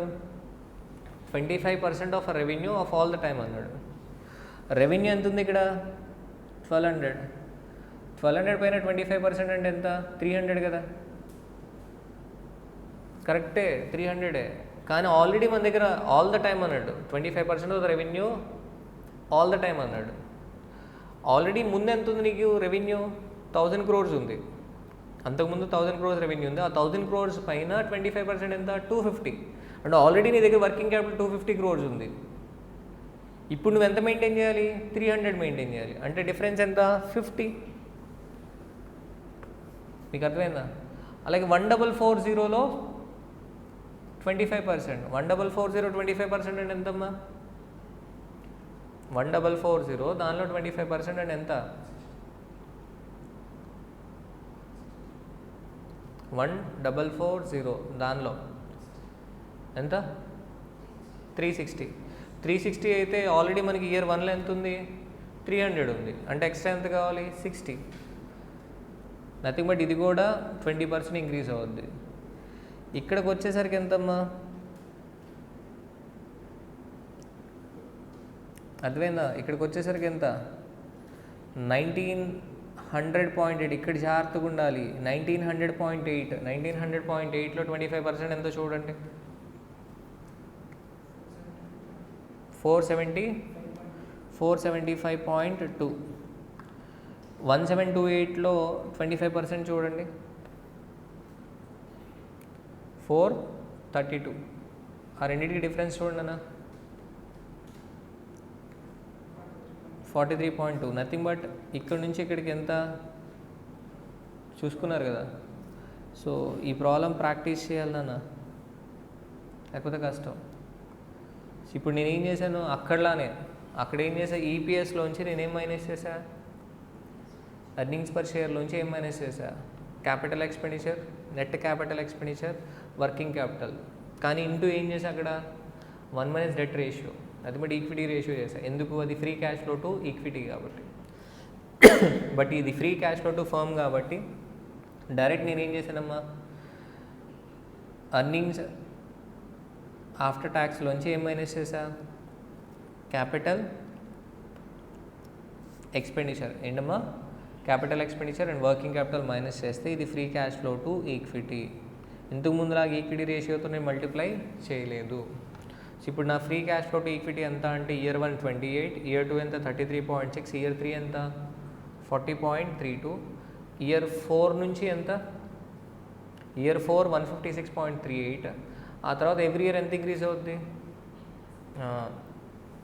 స్టేబుల్ గ్రోత్ రేట్ కదా. అర్థమైందా? ఆల్టర్నేటివ్ ఏం లేదు. ఆల్టర్నేటివ్ ఏం చేశాడమ్మా, డిప్రిషియేషన్ యాడ్ చేశాడు, క్యాపిటల్ ఎక్స్పెండిచర్ మైనస్ చేశాడు. ఇది ఇగ్నోర్ చేయండి. So present value of free cash flow to the firm during the explicit forecast period. Free cash flow to the firm ఎంత, ఫస్ట్ ఇయర్ 28, సెకండ్ ఇయర్ ఎంత 33.6, last year ఎంత 40.32. Present value factor at the rate of 13%. Present value factor at the rate of 13%. ఎందుకంటే first 3 ఇయర్స్కి ఎంత 13%. So ఈ first 3 years discount చేస్తే ఎంత వచ్చింది 79.03. ఇప్పుడు నేను టర్మినల్ వాల్యూ ఫైండ్ అవుట్ చేయొచ్చు కదా. I can find out the value at the end of third year because fourth year ending free cash flow to equity తెలుసు నాకు. Fourth year ending free cash flow to equity ఎంత 156.38 divided by fourth ఇయర్కి ఎంత cost of capital 12% minus stable growth rate ఎంతమ్మా 10%. మొత్తానికి value find out చేస్తే ఎంత వచ్చింది 7819 crores. అది ఎప్పుడు value at the end of a third year. మళ్ళీ ఆ 7819 ఏం చేయాలి, ప్రజెంట్ వాల్యూ తీసుకొని రావాలి. Third year ending value 7819 crores present వాల్యూకి తీసుకొని రావాలి. కాబట్టి మళ్ళీ ఏం చేశానమ్మా, నథింగ్ బట్ ఈ 7819 ఇక్కడ తీసేసుకోండి. 7819 ఇక్కడ తీసుకొని ఫ్యాక్టర్ ఇక్కడ 0.693 తీసుకొని టోటల్ చేస్తే సరిపోతుంది. లేదంటే separate discounting 7819 crores into 1 divide by 1.13 power 3 ఎంతమ్మా 5418.57 crores. ఆల్రెడీ ఫస్ట్ 3 ఇయర్స్ ఎంత వాల్యూ 79.03 crores ప్లస్ 5418.57 crores ఎంతమ్మా 5497.6 crores. ఇదేంటమ్మా free cash flow to the firm. ఇక్కడేం ఫార్ములా బై హార్ట్ చేయాల్సిన అవసరం లేదు, ఏం లేదు. సింపుల్ ఈబీఐటీలోంచి ఏం చేసాం మనం, ట్యాక్స్ మైనస్ చేసాం, అర్నింగ్స్ ఆఫ్టర్ ట్యాక్స్ వచ్చింది. దానికి ఏం చేసాం, క్యాపిటల్ ఎక్స్పెండిచర్ ఏం చేసాం మైనస్ చేసాం, వర్కింగ్ క్యాపిటల్ మైనస్ చేసాం, free cash flow to equity వచ్చింది అంతే. Sorry, free cash flow to firm, free cash flow to firm. Okay, అదే free cash flow to equity అయితే ఏం చేసాం గుర్తుందా, earnings per share minus capital expenditure బ్రాకెట్లో capital expenditure plus working capital into ఏం చేసాం ఈక్విటీ రేషియో. అంటే ఈపీఎస్లోంచి minus చేసాం. ఈపీఎస్లోంచి మొత్తం capital expenditure plus working capital minus చేయాల. ఓకే, ఓన్లీ ఈక్విటీ షేర్ మాత్రమే మైనస్ చేసాం. ఓకే, క్లియరా? ఒకసారి ప్రాక్టీస్ చేయండి మా ఈ problem. Question number 4B, page number 7.24, question number 19 mutual funds. ఇది ఎక్స్ప్లెయిన్ చేయండి నేను ఇప్పుడు, ఎందుకంటే ఈజీ క్వశ్చన్ ఇది, మీరు ఒకసారి ప్రాక్టీస్ చేసుకోండి. Question number 4B, page number 7.24, question number 19 study material question same. ఇక్కడ ఒకటే ఏంటంటే సిఎంఏ ఫైనల్ స్టడీ మెటీరియల్ కూడా సేమ్ క్వశ్చన్ ఉంది. మొత్తం ఇక్కడ 10 lakh units at the rate of 10, అంటే మొత్తం ఎంతమ్మా 100 lakhs ఫండ్ ప్రొక్యూర్ చేసింది ఎంత 100 lakhs. ఇక్కడ టోటల్ ఇన్వెస్ట్మెంట్ చేసింది ఎంత 80 + 4 + 5 + 10 అంతేనా. Equity shares, government securities, NCD unlisted, listed debentures ఎంత 99. డిఫరెన్స్ ఎంతమ్మా 1 lakh. ఈ 1 lakh ఏంటి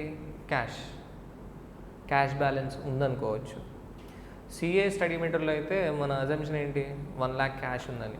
సిఎంఏ ఫైనల్ స్టడీ మీటర్లో అయితే అక్కడ అజంప్షన్ ఏం తీసుకున్నారు 1 lakh స్పెండ్ ఫర్ ఇష్యూ, అంటే ఇష్యూ ఎక్స్పెన్సెస్ కింద 1 lakh ట్రీట్ చేసాం. అంటే మన దగ్గర క్యాష్ లేదు, మొత్తం స్పెండ్ చేస్తాం. ఇంక ఇదంతా కూడా మీరు చూడండి, మీకు అర్థమైపోద్ది. ఎందుకంటే బోనస్ ఇష్యూ అయింది, ఇక్కడ ఇంటీరియం డివిడెండ్ వచ్చింది. ఇదంతా మీకు చాలా ఈజీగా అర్థమవుతుంది, సెల్ఫ్ ఎక్స్ప్లెనేటరీ. ఇది ఒకటే maybe special point, cash balance in the beginning. లేదు మీరు ఇప్పుడు మ్యూచువల్ ఫండ్స్ క్లాస్ విన్ని ఈ ప్రాబ్లం ట్రై చేస్తే మీకు ఆన్సర్ వస్తుంది. కాబట్టి నేను చెప్పట్లా, క్లియరా? సో ఈజీ కదమ్మా, ఇది స్టడీ మెటీరియల్ క్వశ్చనే కదా. బెనిఫిట్స్ ఆఫ్ సెక్యూరిటైజేషన్ క్లాస్ విని ఉన్నా కానీ ఇది అటెంప్ట్ చేసి ఉండొచ్చు 4 మార్క్స్. బెనిఫిట్స్ ఆఫ్ ఆ సెక్యూరిటైజేషన్. సో మొత్తం ఎన్ని క్వశ్చన్స్ అమ్మా? 4 క్వశ్చన్స్. ఆల్రెడీ మన ఏంటి క్రాస్ అయిపోయాం 40. బట్ అన్ఫార్చునేట్లీ నాకు తెలిసి చాలామంది సిఏ ఫైనల్ స్టూడెంట్స్ ఎక్కువ మార్క్స్ స్కోర్ చేయలేకపోవడానికి ఎస్ఎఫ్ఎంలో రీజన్ ఏంటి? ప్రాక్టీస్ అమ్మా, ప్రాక్టీస్. ఫస్ట్ అసలు చేసిన ప్రాబ్లమ్స్ అది పర్ఫెక్ట్గా చేయండి. అది చేయకుండా మనం ఏంటి ఎక్కువ ప్రాబ్లమ్స్ చేస్తే ఎట్లా చెప్పండి? బీయింగ్ అ ఫ్యాకల్టీ నేనైనా సరే పెన్ ఇచ్చి చేయమంటే ఒక్కొక్క ప్రాబ్లం 15 మినిట్స్లో చేయలేకపోవచ్చు. అట్లాంటిది నువ్వు ఒక స్టూడెంట్కి నువ్వు ఎలా చేయగలుగుతావు? అంతేనా కదా? ఓపెన్గా చెప్పాలంటే అంతే. సో దట్స్ వై మీరు ఏం చేస్తారు? ప్రాక్టీస్ చేయండి. మీరు ఒకవేళ ఫేస్ టు ఫేస్ క్లాస్కి వస్తే బెనిఫిట్ ఏంటంటే అక్కడ నేను కొత్తగా నేర్పించే కాన్సెప్ట్స్ ఏ ఉండవు. కాన్సెప్ట్ జస్ట్ ఒక్కసారి రీకాల్ చేసి నెంబర్ ఆఫ్ టెస్ట్స్ అంతే. ఏదైతే కాంప్లికేటెడ్ అనిపిస్తే ప్రాబ్లం అది మిమ్మల్ని ట్రై చేయమంటాం, క్లాస్ మొత్తం తిరగడం, మీ ప్రజెంటేషన్లో చేసే మిస్టేక్స్ అన్నీ కూడా మీకు చెప్పడం అంతే. అర్థమైందా? సో మీరు చాలా అమౌంట్ స్పెండ్ చేస్తుంటారు బయట ఎక్కడెక్కడో. సో 1500 అంటే పెద్ద అమౌంట్ ఏం కాదు. సో చాలా ఉంచుకోండి. Okay, next question number 5A. Question number 5A. Vasavi Limited is considering the takeover of Messrs SKPD Limited by the exchange of 5 new shares. 5 new shares in Messrs Vasavi Limited for every 8 shares in SKPD. 8 shares కి ఎన్ని shares ఇద్దాం అనుకుంటున్నారమ్మా? 5 shares. So exchange ratio. The relevant financial details of the two companies prior to merger announcement are as follows. Profit before tax 18, SKPD 20.8, number of shares 20 and 18, PE ratio 11, 8. Corporate tax rate 30% ఇచ్చాడు. మనకి profit before tax ఇచ్చాడు. ఈ question కూడా measures and ఈక్వేషన్లో చాలాసార్లు చేసే ఎట్లాంటి questions. Market value of both the companies అడిగాడు. ఎలా వస్తామో market value of both the companies? First market price per share find out చేయాలి. ఎలా వస్తుంది market price per share? Earnings per share into PE ratio. Earnings per share ఎలా వస్తుంది? మన దగ్గర ప్రాఫిట్ బిఫోర్ ట్యాక్స్ ఉంది 18 crores, దాని నుంచి ట్యాక్స్ మైనస్ చేయి, డివైడ్ బై ఏం చేద్దాం? Number of shares. Value of original share holders, value of original share holders, price per share after merger, price per share after merger, effect on the share price of both the companies if the directors of Vasavi Limited expect their own pre-merger PE ratio is to be applied to the combined earnings. Effect on share price of both the companies if the investors of Vasavi Limited expect their own pre-merger PE ratio to be applied to the combined earnings. చాలా simple solution, చూద్దాం ఒకసారి. Profit before tax, దానిలోంచి ఏం చేసామా? Tax minus చేసాం. Profit after tax divide by number of shares, ఏమొచ్చింది మనకి? Earnings per share into PE ratio చేసాం. మార్కెట్ ప్రైస్ పర్ షేర్ వచ్చింది. అయిపోయింది కదా ఫస్ట్ పార్ట్. సెకండ్ పార్ట్ ఏంటి? సారీ, ఫస్ట్ పార్ట్ ఏమి కావలేదు. ఫస్ట్ పార్ట్ ఏంటి మనల్ని అడిగింది? Market value of a company. Vasavi limited ఎంత అవుతుంది? 6.93 into 20 crores, 138.6. SKPD ఎంతమ్మా? 6.48 into 18 crores, 116.64 crores. క్లియరా? డన్. సరే, బాగుంది. నెక్స్ట్ ఏం అడిగాడు? Value of original share holders, అది కూడా ఇప్పుడు ఆఫ్టర్ మెర్జర్. మెర్జర్ తర్వాత వాసవి లిమిటెడ్ 20 crore షేర్స్ ఉన్నాయి. SKPD వాళ్ళకి ఎన్ని షేర్స్ ఇవ్వాలి? వాళ్ళకున్న 18 crore shares. For every 8 shares ఎన్ని ఇస్తాం మనం? 5 ఇస్తాం. అంటే ఎంత అవుతాయమ్మా? వాళ్ళకి ఇచ్చే షేర్స్ ఎన్ని? 11.25 crores. కంబైన్డ్ టోటల్ ఎన్ని షేర్స్ అవుతాయి? 31.25 crore షేర్స్ అవుతాయి. Okay, percentage of combined equity owned 31.25 crore shares. After measure 31.25 crore shares ఉంటే దానిలో వాసవి లిమిటెడ్ వాళ్ళవి ఎన్ని? 20 crores కదా. అంటే వాళ్ళది 64% షేర్, వీళ్ళది ఎంత? 36% షేర్. ఎంతమ్మా? 36% share. So original share holder value ఎంత అంటే అసలు కంబైన్డ్ వాల్యూ ఎంత అవుతుంది? ఆఫ్టర్ మెర్జర్ కంబైన్డ్ వాల్యూ ఎంత అంటే 138.6 ప్లస్ 116.64. సో టోటల్ 255.24 crores అవుతుంది. సినర్జీ ఏం లేదనుకుంటే, సినర్జీ ఏం లేదు అనుకుంటే 255.24 crores ఇంటూ ఎంతమ్మా 64%. ఇది value of original share holders 163.35. ఇక్కడ ఎంతమ్మా 91.89. మేబీ ఈ పార్ట్ దగ్గర కన్ఫ్యూజ్ అయి ఉంటారు మీరు ఎగ్జామ్లో. Value of original share holders, value of original share holders అర్థమైందా? మొత్తం 255.24 crores ఉంటే 163.35 crores ఎవరిది అవుతుంది? వాసవి వాళ్ళది. అర్థమైందా? వాళ్ళు బెనిఫిట్ అయ్యారు. ఓకే, హోల్ పడింది ఎవరికి? ఎస్కేపీడీ వాళ్ళకి హోల్ పడింది. Price per share after merger, price per share after merger అడిగాడు. ఆఫ్టర్ మెర్జర్ ఏంటి? Earnings per share find out చేద్దాం. ఎర్నింగ్స్ పర్ షేర్ ఎంత అవుద్ది? Profit after tax after merger total చేయాలి కదా. 2 companies profit 27.16 divide by 31.25 crores ఎంతమ్మా 0.87 per share. PE ratio ఎంత ఇచ్చారు? 11. అక్వైరింగ్ కంపెనీ టార్గెట్ కంపెనీ గుర్తుందా? Acquiring company PE ratio maintain అవుతుంది. So that's why market value per share ఎంతమ్మా 9.57. ఇప్పుడు whole ఎవరికి పడిందో చెప్పాలి. ఎఫెక్ట్ ఆన్ షేర్ ప్రైస్ అని అడిగాడు. Effect on share price. Vasavi limited వాళ్ళ షేర్ ప్రైస్ ఎంత ఉంది అసలు?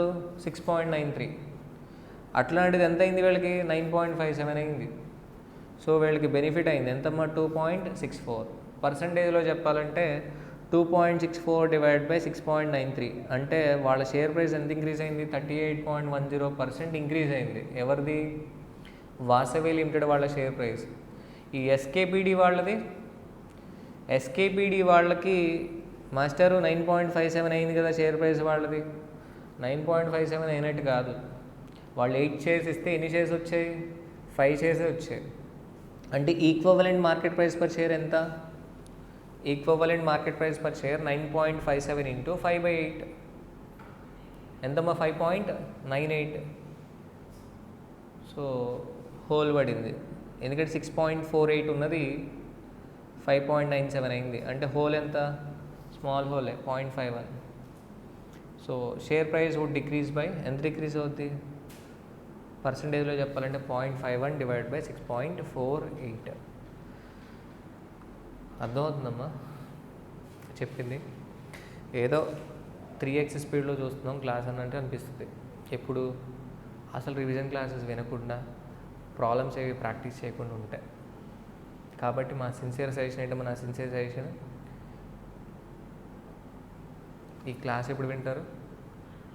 అన్ని రివిజన్ క్లాసెస్ విన్న తర్వాత అప్పుడు ఇక్కడికి రండి, బెటర్.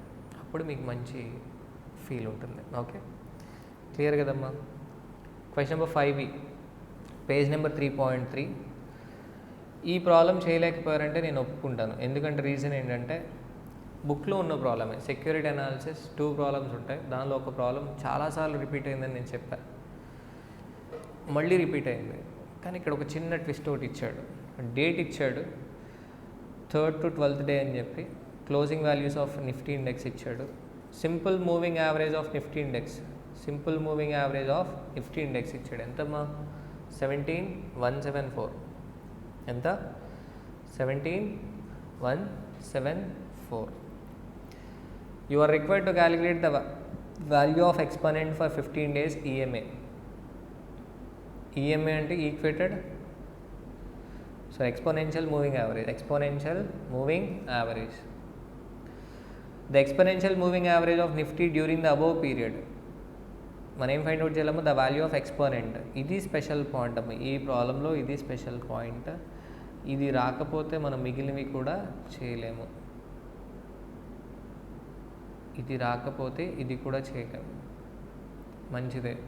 అట్లాంటప్పుడు ఏం చేయొచ్చు? ఈ క్వశ్చన్ ఏం చేసి ఉండొచ్చు? మనం చాయిస్ తీసుకుని ఉండొచ్చు కదా, అంతే కదా. వాల్యూ ఆఫ్ ఎక్స్పోనెంట్ ఇది ఒక్కటే స్పెషల్ పాయింట్, రిమైనింగ్ అంతా సేమ్ టు సేమ్ అమ్మా.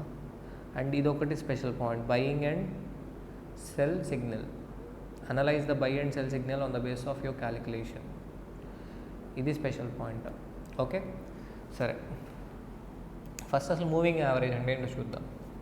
Moving averages are frequently plotted with prices to make and sell decisions. Moving average మనం క్యాలిక్యులేట్ చేస్తాం. ఎందుకు? With prices moving average. Prices ఏం చేస్తాం మనం? మూవింగ్ యావరేజ్ చేస్తాం. ఎందుకోసం? To make a buy and sell decisions. మనకి 2 types of moving average. Moving average అని తెలుసు కదా మీకు, ఇన్వెంటరీ వాల్యుయేషన్లో వచ్చి ఉంటుంది. So 2 types. ఒకటి arithmetic moving average. Arithmetic moving average అంటే నథింగ్ బట్ సింపుల్ యావరేజ్. జనరల్గా లాంగ్ టర్మ్ ట్రెండ్ ఐడెంటిఫై చేయడానికి అయితే 200 డేస్ తీసుకుంటాం, లేదా 30 వీక్ తీసుకుంటాం. ఇంటర్మీడియట్ ట్రెండ్ అయితే 60 డేస్ మూవింగ్, ఒకవేళ షార్ట్ టర్మ్ ట్రెండ్ అయితే 10 డేస్ మూవింగ్ తీసుకుంటాం. అయితే ఇక్కడ అర్థమెటిక్ మూవింగ్ యావరేజ్ అంటే ఏంటమ్మా? Simple average. సింపుల్ యావరేజ్ అంటే so 5 days price divide by ఏం చేస్తాం? 5 డేస్ ప్రైస్ టోటల్ చేసి డివైడ్ బై 5 చేస్తాం, లేదా 10 డేస్ ప్రైస్ టోటల్ చేసి డివైడ్ బై ఏం చేస్తామా? 10. అండ్ నథింగ్ బట్ ఏం చేస్తామా? ఇంటూ 1/n చేస్తాం. అర్థమైందా? అదే 20 డేస్ అయితే 20 డేస్ ప్రైస్ టోటల్ చేసి డివైడ్ బై 20 చేస్తాం. అయితే ఇక్కడ ఎక్స్పోనెన్షియల్ మూవింగ్ యావరేజ్ అంటే, అర్థమెటిక్ మూవింగ్ యావరేజ్ అంటే మనం ఏం చేస్తున్నాం? అన్ని ప్రైసెస్కి కూడా ఈక్వల్ వెయిట్ ఇస్తున్నాం. అన్ని ప్రైసెస్కి ఈక్వల్ వెయిట్. ఫర్ ఎగ్జాంపుల్, ఇంతకుముందు మనం ఏఆర్ఎస్ క్యాలిక్యులేట్ చేసాం, ఏఆర్ఎం క్యాలిక్యులేట్ చేసాం. ఏఆర్ఎస్ ఏఆర్ఎం క్యాలిక్యులేట్ చేసినప్పుడు మనం ఏం చేసామా? సింపుల్ యావరేజ్ చేసాం. ఏ యావరేజ్ చేసాం? Simple average. అర్థమైందా? అది అంటే ఏం చేసాం మనం? ఈక్వల్ వెయిట్ ఇస్తున్నాం, అన్నిటికీ కూడా ఈక్వల్ వెయిట్ ఇస్తున్నాం. సింపుల్ యావరేజ్ అంటే. ఎక్స్పోనెన్షియల్ మూవింగ్ యావరేజ్ అంటే assigns equal wait, unlike the AMA which assigns equal weight to each of the n prices, EMA assigns highest weight to the latest price. Latest ప్రైస్కి highest wait ఇస్తాం, ఎందుకంటే latest repeat అవడానికి chances ఎక్కువ కదమ్మా. మీకు అర్థమైందా? Latest repeat అవడానికి chances ఎక్కువ కాబట్టి, ఇప్పుడు ఫర్ ఎగ్జాంపుల్ మనం SFM పేపర్ అనలైజ్ చేయాలన్నా ఎప్పుడో 1949 నుంచి అన్ని పేపర్స్ పక్కన పెట్టుకొని లేటెస్ట్ వెయిట్ దేనికి లేటెస్ట్ పేపర్కి ఎక్కువ వెయిట్ ఇస్తామా, లేకపోతే ప్రీవియస్గా? లేటెస్ట్ దానికే. లాస్ట్ 4 or 5 అటెంప్ట్స్ పేపర్కి ఎక్కువ వెయిట్ ఇస్తాం.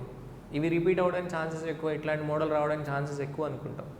అంతేగాని ఓల్డ్ పేపర్స్ అన్నిటికీ ఈక్వల్ వెయిట్ ఇస్తామా? 1991, 1992 క్వశ్చన్స్ అన్నీ చేసుకుని కూర్చుంటామా? చాలామంది అలా చేస్తూ కూర్చుని టైం వేస్ట్ చేసుకుంటున్నారు. అలా చేయకూడదు కదా. అంటే మనం ఏంటి, మేబీ మీరేం చేస్తున్నారు? అర్థమెటిక్ మూవింగ్ యావరేజ్ చేస్తున్నారు. నేనేం చెప్తున్నా? అర్థమెటిక్ వద్దు బాబు, ఎక్స్పోనెన్షియల్ మూవింగ్ యావరేజ్ చేద్దాము. హైయెస్ట్ వెయిట్ దేనికి ఇద్దాం? లేటెస్ట్కి ఇద్దాం. అర్థమైందా? సో ఇక్కడ లేటెస్ట్ ప్రైస్కి ఏం చేస్తామో హైయెస్ట్ వెయిట్ ఇస్తాం. ఆ లేటెస్ట్ వెయిట్ని మనం ఎలా క్యాలిక్యులేట్ చేస్తాం? హైయెస్ట్ వెయిట్నే value of exponent. Value of exponent A is equal to 2 divide by n+1. 2 divide by n+1. జనరల్గా ఏం చేస్తాం మనం? 1/n కదా, 1/n అంటే ఈక్వల్ వెయిట్ ఇస్తాం అన్నిటికీ కూడా.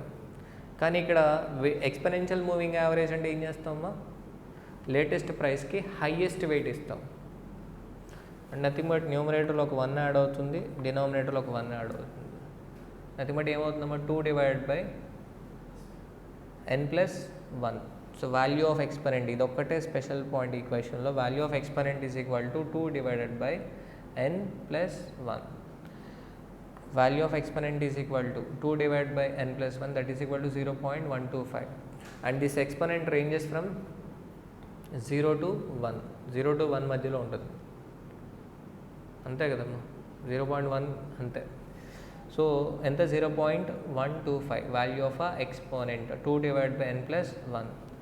ఇంక ఇదంతా కూడా మామూలే. ఆల్రెడీ నేను సెక్యూరిటీ అనాలిసిస్లో ఎక్స్ప్లెయిన్ చేశాను. మీరు ఒక్కసారి ఆ వీడియో చూడండి. ఆ వీడియో చూస్తే ఈ సొల్యూషన్ అర్థమవుతుంది. ఇక్కడ నుంచి ఇది ఒక్కటే special point, value of exponent. Of course నేను ఒప్పుకుంటున్నాను మీరు చేయలేకపోయి ఉండొచ్చు, ఎందుకని వాల్యూ ఆఫ్ ఎక్స్పోనెంట్ క్యాలిక్యులేట్ చేయడం వచ్చి ఉండదు చాలామందికి. సార్ పెద్ద పెద్ద మెటీరియల్స్ చదివిన వాళ్ళందరూ కూడా చేసుకుంటారంటే వాళ్ళు కూడా చేసి ఉంటారు. ఎందుకని? రీజన్ ఏంటి?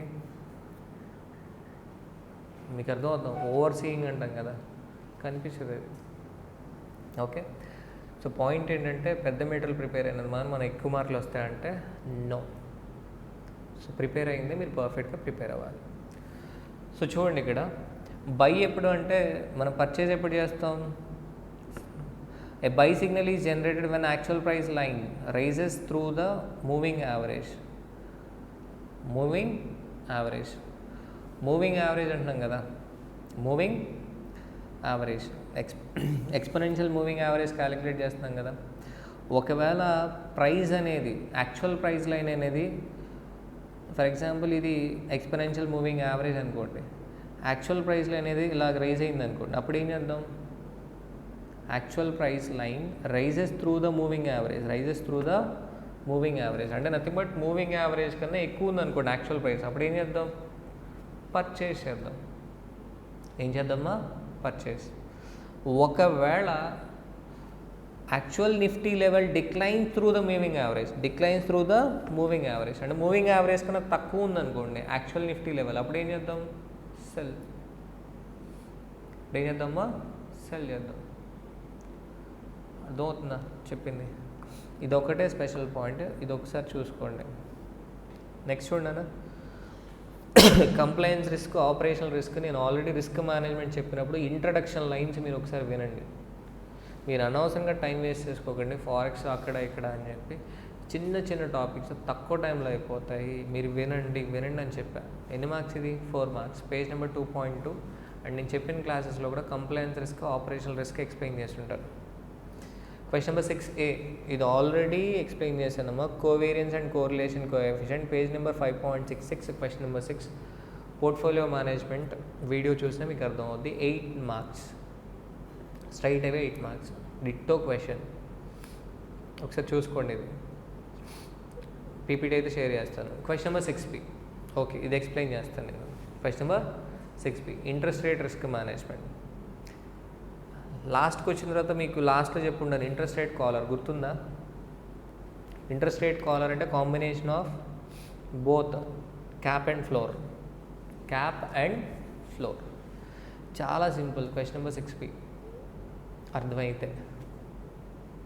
అర్థమైతే ఈజీ. సో చూద్దాం. MPD Limited issues a 50 million floating rate loan. Issues a 50 million floating rate loan on July 1, 2018 with resetting of coupon rate every 6 months equal to LIBOR plus 50 base points. MPD Limited ఏంటమ్మా? Issues a rupees 50 million floating rate loan on July 1, 2018 with resetting of coupon rate every 6 months equal to LIBOR plus 50 base points. ఇది చాలా జాగ్రత్త వినండి, అందుకే చాలామందికి interest rate risk management complicated అనిపిస్తుంది. MPD is interested in an interest rate collar strategy. వాళ్ళకి interest rate collar స్ట్రాటజీలో interested ఉన్నారు. Selling a floor and buying a cap. MPD buys a 3 years cap and sells a 3 years floor as per the following details on July 1, 2018. July 1, 2018కి 3 years cap purchase చేశాడు, 3 years floor sale చేశారు. 3 years cap ఏంటమ్మా? Purchase. 3 years floor ఏంటి? Sale. Principal amount 15 million rupees. Strike rate 5% for floor, 8% for cap. Cap and floor similar to options. Cap strike rate ఎంతమ్మా? 8%. దాని అర్థం ఏంటి? Maximum. Cap అంటే ఏంటి? మ్యాక్స్. ఫ్లోర్ అంటే ఏంటి? మినిమం. సో మ్యాక్స్ ఎంత? 8%. మ్యాక్స్ 8% మీనింగ్ ఏంటి? దాని అర్థం ఏంటి? దాని అర్థం ఏంటంటే మనం ఒకవేళ ఇంట్రెస్ట్ రేట్ అనేది ఇన్ ఫ్యూచర్ 9% అయిందనుకోండి, మనం ఎంత పే చేస్తాం? We have a right to exercise at the rate of 8%. మన ఎఫెక్టివ్ రేట్ ఆఫ్ ఇంట్రెస్ట్ ఎంత పడుతుంది? 8%. ఎందుకంటే మనకి ఎవరైతే క్యాప్ సేల్ చేశాడో వాడు మనకి ఎంత పే చేస్తాడు?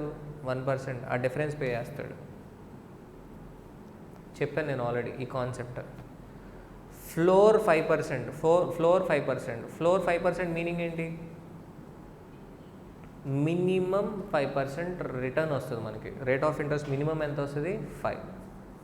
ఫ్లోర్ ఒకవేళ మనం పర్చేస్ చేస్తే, ఫ్లోర్ ఒకవేళ మనం సేల్ చేసామనుకోండి, అవతల వాడికి మినిమం ఎంత వస్తుంది? 5. నీకు అర్థమైందా? అంటే మార్కెట్లో 4.5 ఉంది రేట్ ఆఫ్ ఇంట్రెస్ట్, అయినా కానీ ఫ్లోర్ పర్చేస్ చేసిన వాడికి ఎంత వస్తుంది? 5. మిగిలిన మరి 0.5 ఎవరు ఇవ్వాలి? నువ్వు ఇవ్వాలి. నువ్వు ఫ్లోర్ సేల్ చేసావు కాబట్టి నువ్వేం చేయాలమ్మా? నువ్వు ఇవ్వాలి. మీకు అర్థమవుతా? క్యాప్ అంటే ఏంటి? మ్యాక్స్. ఫ్లోర్ అంటే ఏంటి? మినిమం. అర్థమైందా? ఫ్లోర్ మనం పర్చేస్ చేసాము అంటే అర్థం ఏంటి? ఫర్ ఎగ్జాంపుల్ ఫ్లోర్ మనం పర్చేస్ చేసాం, స్ట్రైక్ రేట్ 5%, దాని అర్థం ఏంటి? ఎప్పుడు ఫ్లోర్ పర్చేస్ చేస్తాం? మనం డిపాజిట్ చేస్తే మనం ఫ్లోర్ పర్చేస్ చేస్తాం. సో దట్ ఇంట్రెస్ట్ రేట్లు మార్కెట్లో తగ్గినా కానీ మినిమం ఎంత వస్తుంది మనకి? 5%. మనం లోన్ తీసుకున్నప్పుడు క్యాప్ పర్చేస్ చేస్తాం. ఎందుకు? మార్కెట్లో ఇంట్రెస్ట్ రేట్లు పెరిగినా కానీ మనకి మ్యాక్సిమం ఎంత పడుతుంది rate of interest? Effective rate 8%. అర్థమైందా? క్లియరా? సో అయితే ఇక్కడ మన స్ట్రాటజీ ఏం చేసాం? బయింగ్ క్యాప్ పర్చేస్ చేసాం, ఫ్లోర్ ఏం చేసాం? సేల్ చేసాం. గుర్తుపెట్టుకోండి, ఫ్లోర్ ఏం చేసాం? సేల్ చేసాం. Reference rate 6 months LIBOR, premium nil. Premium అసలు ఏం పే చేయాలి? ఎందుకు? Since premium paid for cap is equal to premium received for floor. మనం క్యాప్ పర్చేస్ చేసాం, అప్పుడు ప్రీమియం పే చేస్తాం. ఫ్లోర్ ఏం చేసాం? సేల్ చేసాం. ఫ్లోర్ సేల్ చేసినప్పుడు ప్రీమియం ఏంటి? మనకు వస్తుంది. ఆ రెండు ఏమయ్యాయి? ఆఫ్సెట్. ఫ్లోర్ పర్చేస్ చేసామా, సేల్ చేసామా? సేల్ అంటే మనకి ప్రీమియం వస్తుంది. ఎందుకంటే అవతల వాడికి ఆప్షన్ కదా, మనకు ఆబ్లిగేషన్, మనకి ప్రీమియం వస్తుంది. క్యాప్ ఏం చేసాం? పర్చేస్ చేసాం అంటే మనం ప్రీమియం ఏం చేయాలి? పే చేయాలి. బట్ రెండు ఆఫ్సెట్ అయ్యి premium nil. The reset dates and interest rates per annum on the date are 6 monthsకి ఒకసారి లిబార్ రేట్ ఇచ్చాడు. 7, 8, 6, 4.75, 4.25, 5.25. Using the above data, you are required to determine effective interest paid out at each 6 reset dates. Round off to the nearest rupee. Average overall effective rate of interest per annum. Round off to 2 decimal. 8 marks question. చాలా complicated అనిపిస్తుంది కానీ simple question అమ్మా. Cap తీసుకోవడం వల్ల, మనం cap purchase చేయడం వల్ల మనకి ఏమైనా బెనిఫిట్ ఉందా? ఇంట్రెస్ట్ రేట్లు చూసి చెప్పండి. క్యాప్ స్ట్రైక్ రేట్ ఎంత? 8%. దానివల్ల మనకి బెనిఫిటే లేదు. ఎందుకు రీజన్ ఏంటి? మనం లోన్ తీసుకున్నాం కాబట్టి ఏం చేసాం? క్యాప్. మనం లోన్ తీసుకున్నప్పుడు మన భయం ఏంటి? ఇంట్రెస్ట్ రేట్ ఇంక్రీజ్ అవుద్దని, అంతేనే కదా? ఇంట్రెస్ట్ రేట్ ఇంక్రీజ్ అయితే మనం ఏంటి? లాస్ అయిపోతాం. అందుకోసం క్యాప్ స్ట్రైక్ రేట్ ఎంత తీసుకున్నాం? 8%. ఇప్పుడు ఏమైందమ్మా? లిబార్ 7 ఉంది, మనకు పెద్ద బెనిఫిట్ అయింది లేదు. మార్కెట్లో 7 ఉంటే మనకి 7 కదా బెస్ట్. 8 ఇక్కడ బెనిఫిట్ లేదు, ఇక్కడ బెనిఫిట్ లేదు, ఇక్కడ లేదు. క్యాప్ ఏంటి? ల్యాప్స్, అంతేనా? ఫ్లోర్ ఎంత? ఫ్లోర్ స్ట్రైక్ రేట్ 5% కదా. బెనిఫిట్ అయిందా అంటే బెనిఫిట్ మనకు కావాలా, ఎందుకంటే మనం ఫ్లోర్ పర్చేస్ చేయలేదు. ఫ్లోర్ ఏం చేసాం? సేల్ చేసాం. అంటే కొన్నవాడికి మినిమం ఎంత రిటర్న్ వస్తుంది? 5%. 5 కన్నా తగ్గినా కానీ వాడికి ఎంత వస్తుంది? 5%. 2 times ఏమైందమ్మా? 5% కన్నా తగ్గింది. అప్పుడు బెనిఫిట్ ఎవరికి? మనకి కాదు, మనం ఫ్లోర్ సేల్ చేసాం. బెనిఫిట్ ఎవరికి? అవతల వాడికి బెనిఫిట్. అంటే మనం ఏం చేయాలి? పే చేయాలి. ఆ డిఫరెన్స్ 0.25%, 0.75% మనం పే చేయాలి. అర్థమైందా? సరే చూడండి, ఇక్కడ లోన్ తీసుకుంది ఎప్పుడు? July 1, 2018. So statement sowing effective interest on each payment date. Interest pay చేయాల్సింది ఎప్పుడు? 1st July 2018 కదా. అక్కడ నుంచి 6 months ఎప్పుడు? 31st December 2018 reset date. LIBOR ఎంత ఉందమ్మా? 7% ఉంది ఆ రోజున. ఎంత ఉంది? లిబార్ ఎంత? 7%. అవుతుందా? సో డేట్ ఆఫ్ పేమెంట్ ఎప్పుడు పే చేయాలి? 30/6/2019. ఎప్పుడు పే చేయాలి? 30/6/2019. అక్కడి నుంచి ఎన్ని మంత్స్? 6 months. అర్థమవుతుందా?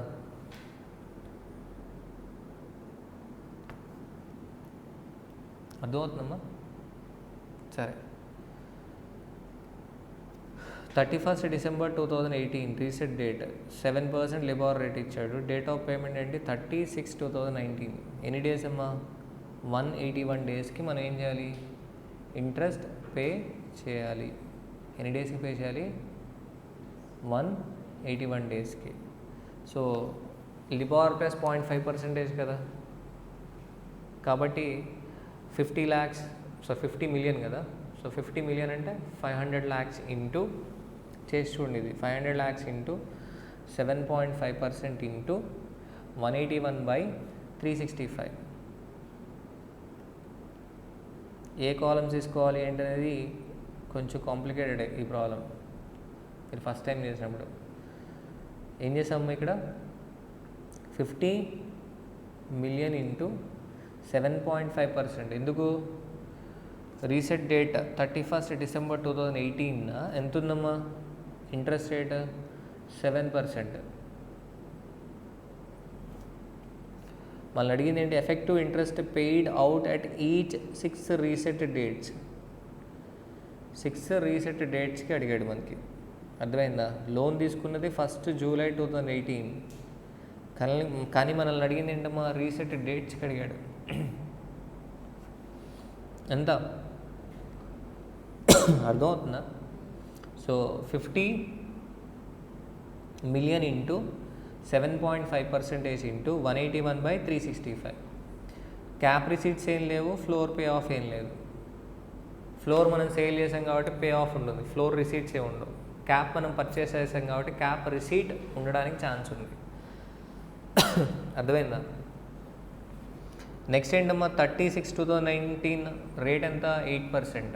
దానికి 0.5 యాడ్ చేయాలి. సో 8.5. సో మళ్ళీ సేమ్ 50 million ఇంటూ 8.5% ఇంటూ 184/365. అంతే కదా ఇంట్రెస్ట్ అమౌంట్. ఇది ఎఫెక్టివ్ ఇంట్రెస్ట్. కానీ ఇక్కడ చూడండి 30 జూన్కి మాత్రం చూడండి, 30 జూన్కి లిబార్ రేట్ ఎంత ఉంది? 4.75.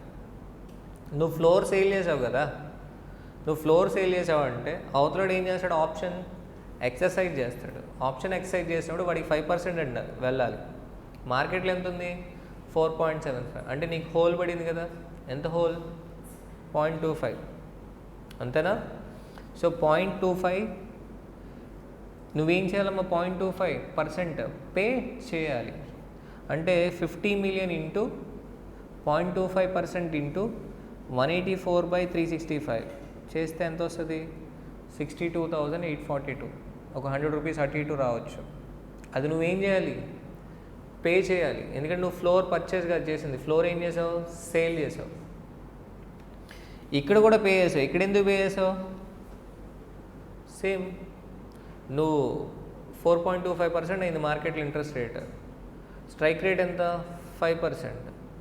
సో అవతల ఎవరైతే ఫ్లోర్ పర్చేస్ చేస్తాడో అతను ఏం చేస్తాడు? ఆప్షన్ ఎక్సర్సైజ్ చేస్తాడు.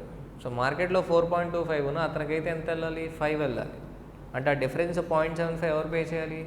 నువ్వే కదా పే చేయాల్సింది. ఎందుకంటే నువ్వు ఫ్లోర్ ఏం చేసావు? సేల్ చేసావు.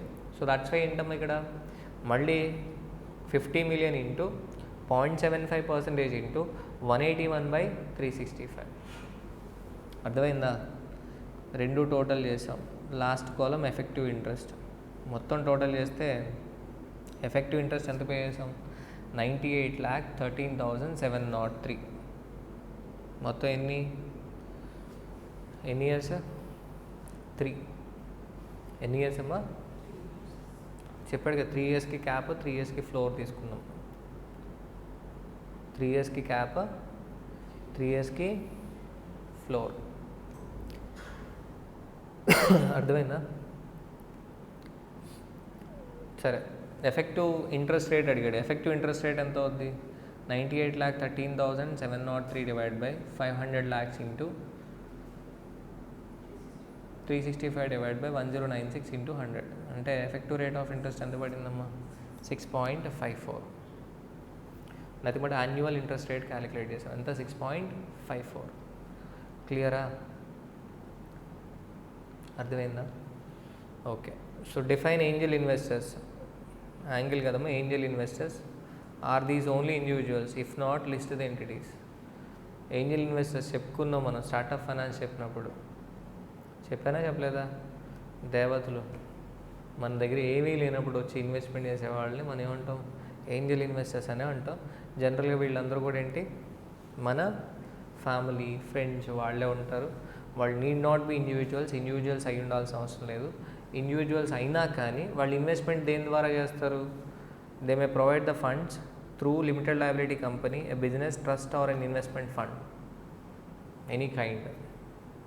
ఫ్యామిలీ ఆర్ ఫ్రెండ్సే but they make an investment through limited liability company, a business or a trust. Okay. అలాగే స్టార్టప్ ఎంటిటీ అంటే ఏంటి? చాలాసార్లు చెప్పాం ఇది ఇంపార్టెంట్ బాబు అని చెప్పి. స్టార్టప్ ఎంటిటీ డెఫినేషన్ పైన ఎన్ని మార్క్స్? 4 మార్క్స్. చాయిస్ ఇది 6Cలో 2 questions. Either of the one రాయాలి. ఎయిదర్ ఏంజల్ ఇన్వెస్టర్స్ రాయాలి లేదా స్టార్టప్ ఫైనాన్స్ రాయాలి. క్లియరా? అర్థమైంది కదా? ఇది ఏ పేపర్? మే 2022 పేపర్. ఒక్క క్వశ్చన్ అయినా అవుట్ ఆఫ్ వెళ్ళిందా అంటే maybe interest rate risk management ఒకటి అనుకుందాం. మొత్తం 124 మార్క్స్ ఉంటాయి. మొత్తం 124 మార్క్స్ పేపర్లో అరౌండ్ 116 ఎక్కడి నుంచి వచ్చాయమ్మా? స్టడీ మెటీరియల్ నుంచి వచ్చాయి. మరి మనకెన్ని మార్క్స్ వచ్చాయి ఒకసారి చూసుకోండి. నా పాయింట్ ఏంటంటే ఇక్కడ మిమ్మల్ని తక్కువ చేసి మాట్లాడట్లేదు. మీ దగ్గర టాలెంట్ ఉన్నాయి, ఓకే, టాలెంట్ ఉన్నా కానీ మన దగ్గర రైట్ అప్రోచ్ లేకపోతే కష్టం. First CA final study material prepare అవ్వండి. అది పక్కాగా చేసిన తర్వాత 100%, ఒకవేళ దాని నుంచి క్వశ్చన్ వస్తే 100% కరెక్ట్ చేస్తాము అనుకుంటే మీరు ఏం చేస్తారు? వేరే క్వశ్చన్స్కి వెళ్ళండి. అసలు ఏమన్నా ఇల్లాజికల్గా బిహేవ్ చేస్తున్నారంటే కొంతమంది స్టూడెంట్స్ అయితే అరే స్టడీ మెటీరియలే పర్ఫెక్ట్ అవ్వకుండా వేరే ఇంకేవేవో చేసుకుంటే ఏం ఉపయోగం? ఈ వీడియో చేసే ముందు ఆ స్టూడెంట్ నాకు చెప్తే నాకు అర్థం కాలేదు.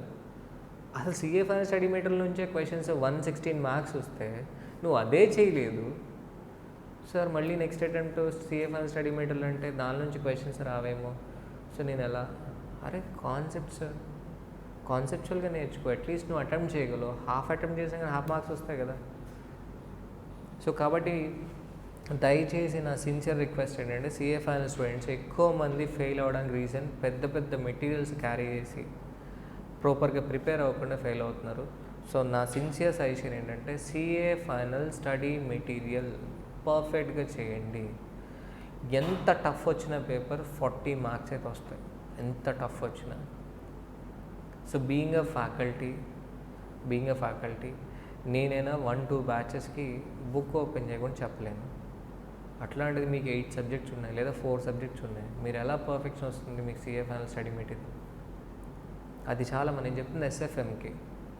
బట్ FRకి స్టడీ మెటీరియల్ అంటే అది లెందీ అవుతుంది. కాబట్టి మీరు ఆథర్ బుక్ ప్రిఫర్ చేయొచ్చు. మీరు ఎప్పుడైనా సరే చిన్న బుక్స్ లా కానీ చార్ట్స్, లా ఎవరైనా చార్ట్స్ ఇస్తున్నారంటే సార్ అవి ఫాలో అయిపోవడం, తక్కువ మెటీరియల్ని ఎక్కువసార్లు చదవాలి. అప్పుడే మీకు ఎక్కువ మార్క్స్ వస్తాయి. కావాలని చూడండి, ఇక్కడ student extremely talented, CA inter first attempt, CM inter కూడా ఫస్ట్ అటెంప్ట్. కానీ ఆ అమ్మాయికి ఎన్ని మార్క్స్ వచ్చాయి? 37 మార్క్స్. చూసారు కదా ఇక్కడ 100 మార్క్స్ అటెండ్ ఎంతమ్మా? 37. తను అటెంప్ట్ చేసింది 80 మార్క్స్. ఫస్ట్ స్టార్ట్ చేయడమే ఆన్సర్ నెంబర్ 5A స్టార్ట్ చేసింది. ఏంటి? Mergers and acquisition. క్వశ్చన్ పూర్తిగా చదువు ఉండదు అమ్మాయి. ఎందుకంటే question number 5A mergers and acquisition no doubt మంచిదే, కానీ 5B ఏముంది? Value of exponent 2 divide by n+1 తెలియదు అది. సో రాంగ్ క్వశ్చన్ చూస్ చేసుకుంది తను. సరే ఫస్ట్ పార్ట్ కరెక్టే చేసింది. తర్వాత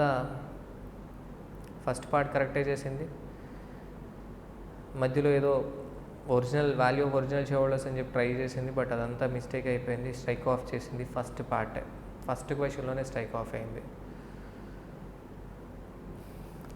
ఇక్కడికి వచ్చిన తర్వాత value market capitalization find out చేసింది. Market capitalization 2 marks. ఈ స్టెప్కి ఎన్ని మార్క్స్ పడ్డాయమ్మా?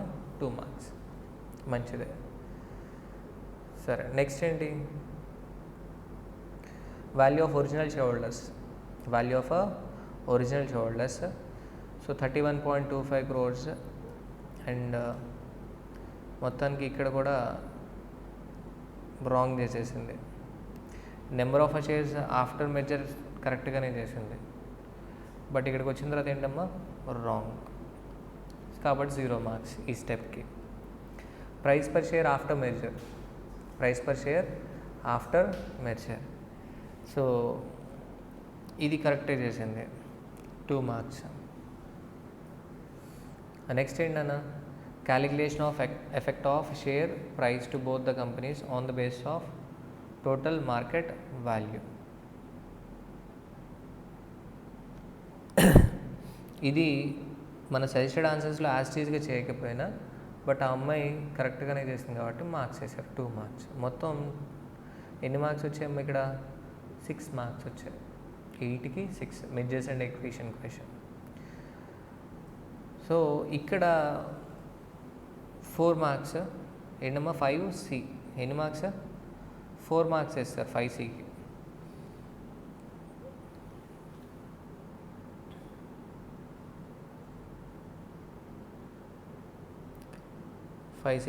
సరే, ఈ 5C చూడండి ఒకసారి.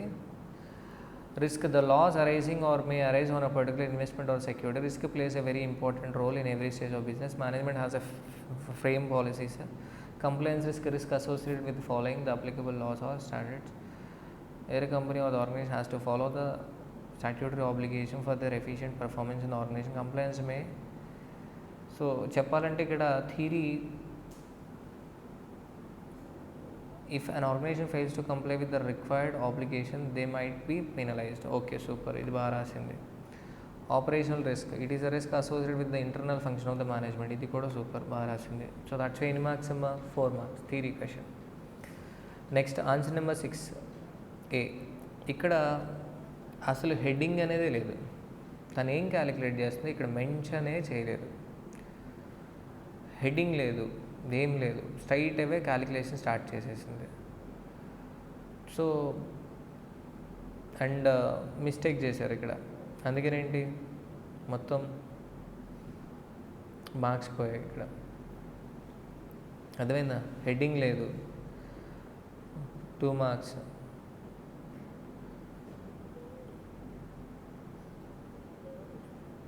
హెడ్డింగ్ లేదు, అసలు హెడ్డింగ్ లేదు, ఏం లేదు, స్ట్రైట్ అవే స్టార్ట్ చేసింది అమ్మాయి. బేసిక్ క్వశ్చన్ ఇది పోర్ట్ఫోలియో మేనేజ్మెంట్లో, అది చేయలేదు. మీరే చెప్పండి, ఇది ఆల్రెడీ స్టడీ మీటర్లో ఉన్న క్వశ్చన్, ఇది చేయకపోతే ఎలా? ఒకవేళ ఈ క్వశ్చన్ తను కరెక్ట్ చేసి ఉంటే మళ్ళీ అటెంప్ట్ రాసేది కాదు కదా, 37 వచ్చాయి, అవునా కదా? So startup entity. సో ఇది బాగా రాసింది, 3 మార్క్స్ పడ్డాయి అమ్మాయికి. Startup entity. ఇక్కడ చూడండి మళ్ళీ సేమ్ 9 మార్క్స్కి 2 మార్క్స్ పడ్డాయి అంతే. సారీ 4A 2 మార్క్స్ పడ్డాయి దీనికి. ఇక్కడ కూడా హెడ్డింగ్ లేదు, ఏం లేదు.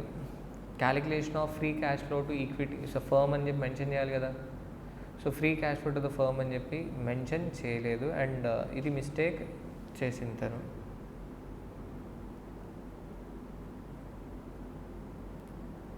చూసారా ఇది?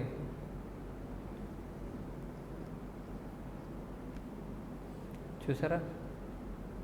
బుక్లో ఉన్న క్వశ్చనే, ఇది చేయలేదు. ఒకవేళ ఇది కూడా చేసుంటే మేబీ ఫస్ట్ గ్రూప్ మొత్తం కంప్లీట్ అయిపోయాడు అమ్మాయిది, ఎందుకంటే తనకి 185 ఎంతో వచ్చాయి మార్క్స్ ఫస్ట్ గ్రూప్లో. బోత్ గ్రూప్స్ కలిపి 380 మార్క్స్ 370 మార్క్స్ వచ్చాయి. అంటే ఇట్లాంటి ఫండమెంటల్ మిస్టేక్స్ మనం చేయకూడదు, చూసుకోండి. Next value of a fund on 1/1/2021. ఇది కూడా బుక్లో క్వశ్చనే, బట్ ఇక్కడ ఏం మిస్ చేస్తుందంటే తిను హెడ్డింగ్స్ ఏం తీసుకోవట్లేదు, స్ట్రైట్ అవే అటాక్ చేసేస్తుంది. వర్కింగ్ నోట్ 1 వర్కింగ్ నోట్ 2 అనో, లేదా main answer calculation of net asset value on as on 31st December అలా మెన్షన్ చేయట్లేదు. మ్యూచువల్ ఫండ్స్ క్వశ్చన్, బేసిక్ క్వశ్చనే, బట్ మిస్టేక్ అయింది. అర్థమైందా మీకు చెప్పింది?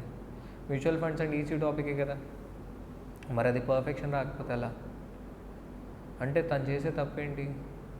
బేసిక్గా ఒక మెటీరియల్కి స్టిక్ అవ్వకుండా మార్క్స్ తక్కువ వచ్చాయని చెప్పి ప్రతిసారి మెటీరియల్ చేంజ్ చేసుకుంటుంటే కష్టం. మీరు ఫ్యాకల్టీ అవుదాం అనుకుంటే 2-3 మెటీరియల్స్ ప్రిపేర్ అవ్వాలి, పెద్ద పెద్ద బుక్స్ ప్రిపేర్ అవ్వాలి. లేదు పాస్ అవుదాం అనుకుంటే మాత్రం మీరేం చేయాలన్నా CA final SFM study material prepare అవ్వండి. నాది కాదు కదా అది, ఐసీఏది కదా, అది ఫాలో అవ్వండి. So benefits of a securitization 4/4 వచ్చేసాయి, బాగా రాసింది. Calculation of number of units allotted to each scheme, ఇక్కడ కరెక్ట్ చేయలేదు ఈ క్వశ్చన్ కూడా తను. Okay, next so financial planning question రాసింది, దీంట్లో 2 మార్క్స్ వచ్చాయి financial planning. Next free cash flow to the firm, free cash flow to the firm అని చెప్పి స్టార్ట్ చేసింది, but free cash flow to the firm కాదు, ఇది free cash flow to the equity find out చేయాలి. ఇది కూడా security valuation chapter నుంచి వచ్చిన క్వశ్చన్, ఇది కూడా మిస్టేక్ చేసింది తను. అర్థమైందా?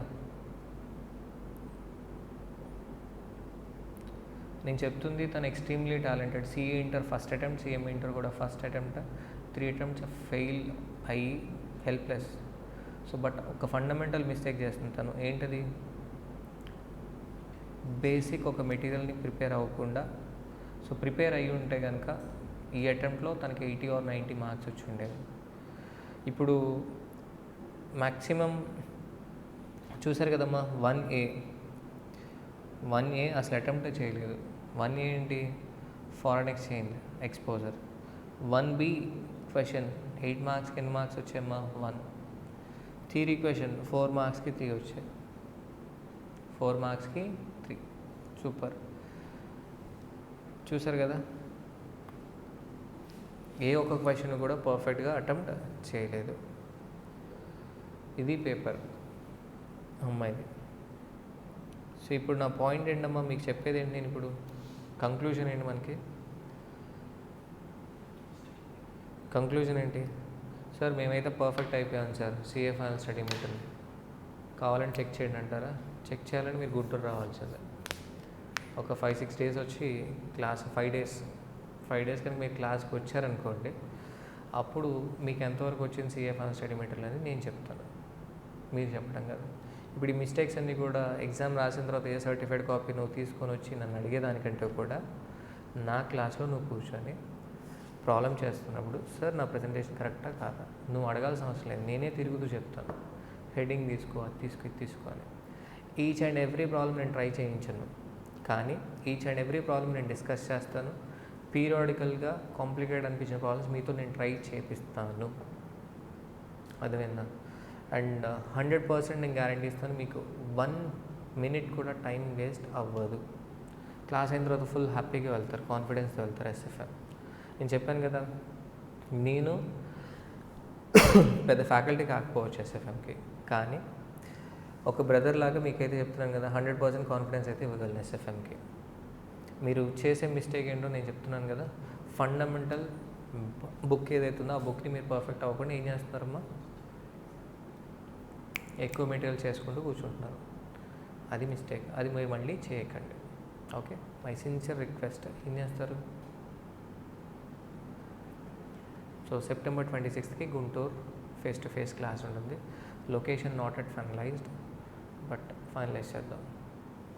ఓకేనా? Thank you so much. మీరు ఒకవేళ రివిజన్ క్లాసెస్ హెల్ప్ అవ్వాలి 100% అనుకుంటే ఏం చేస్తారు? రివిజన్ క్లాసెస్ పర్ఫెక్ట్గా ప్రిపేర్ అవ్వాలి, దాంతోపాటు సిఏ ఫైనల్ స్టడీ మెటీరియల్ కూడా 100% పర్ఫెక్ట్గా ప్రిపేర్ అయితే అప్పుడు ఎస్ఎఫ్ఎంలో మంచి స్కోర్ వస్తుంది.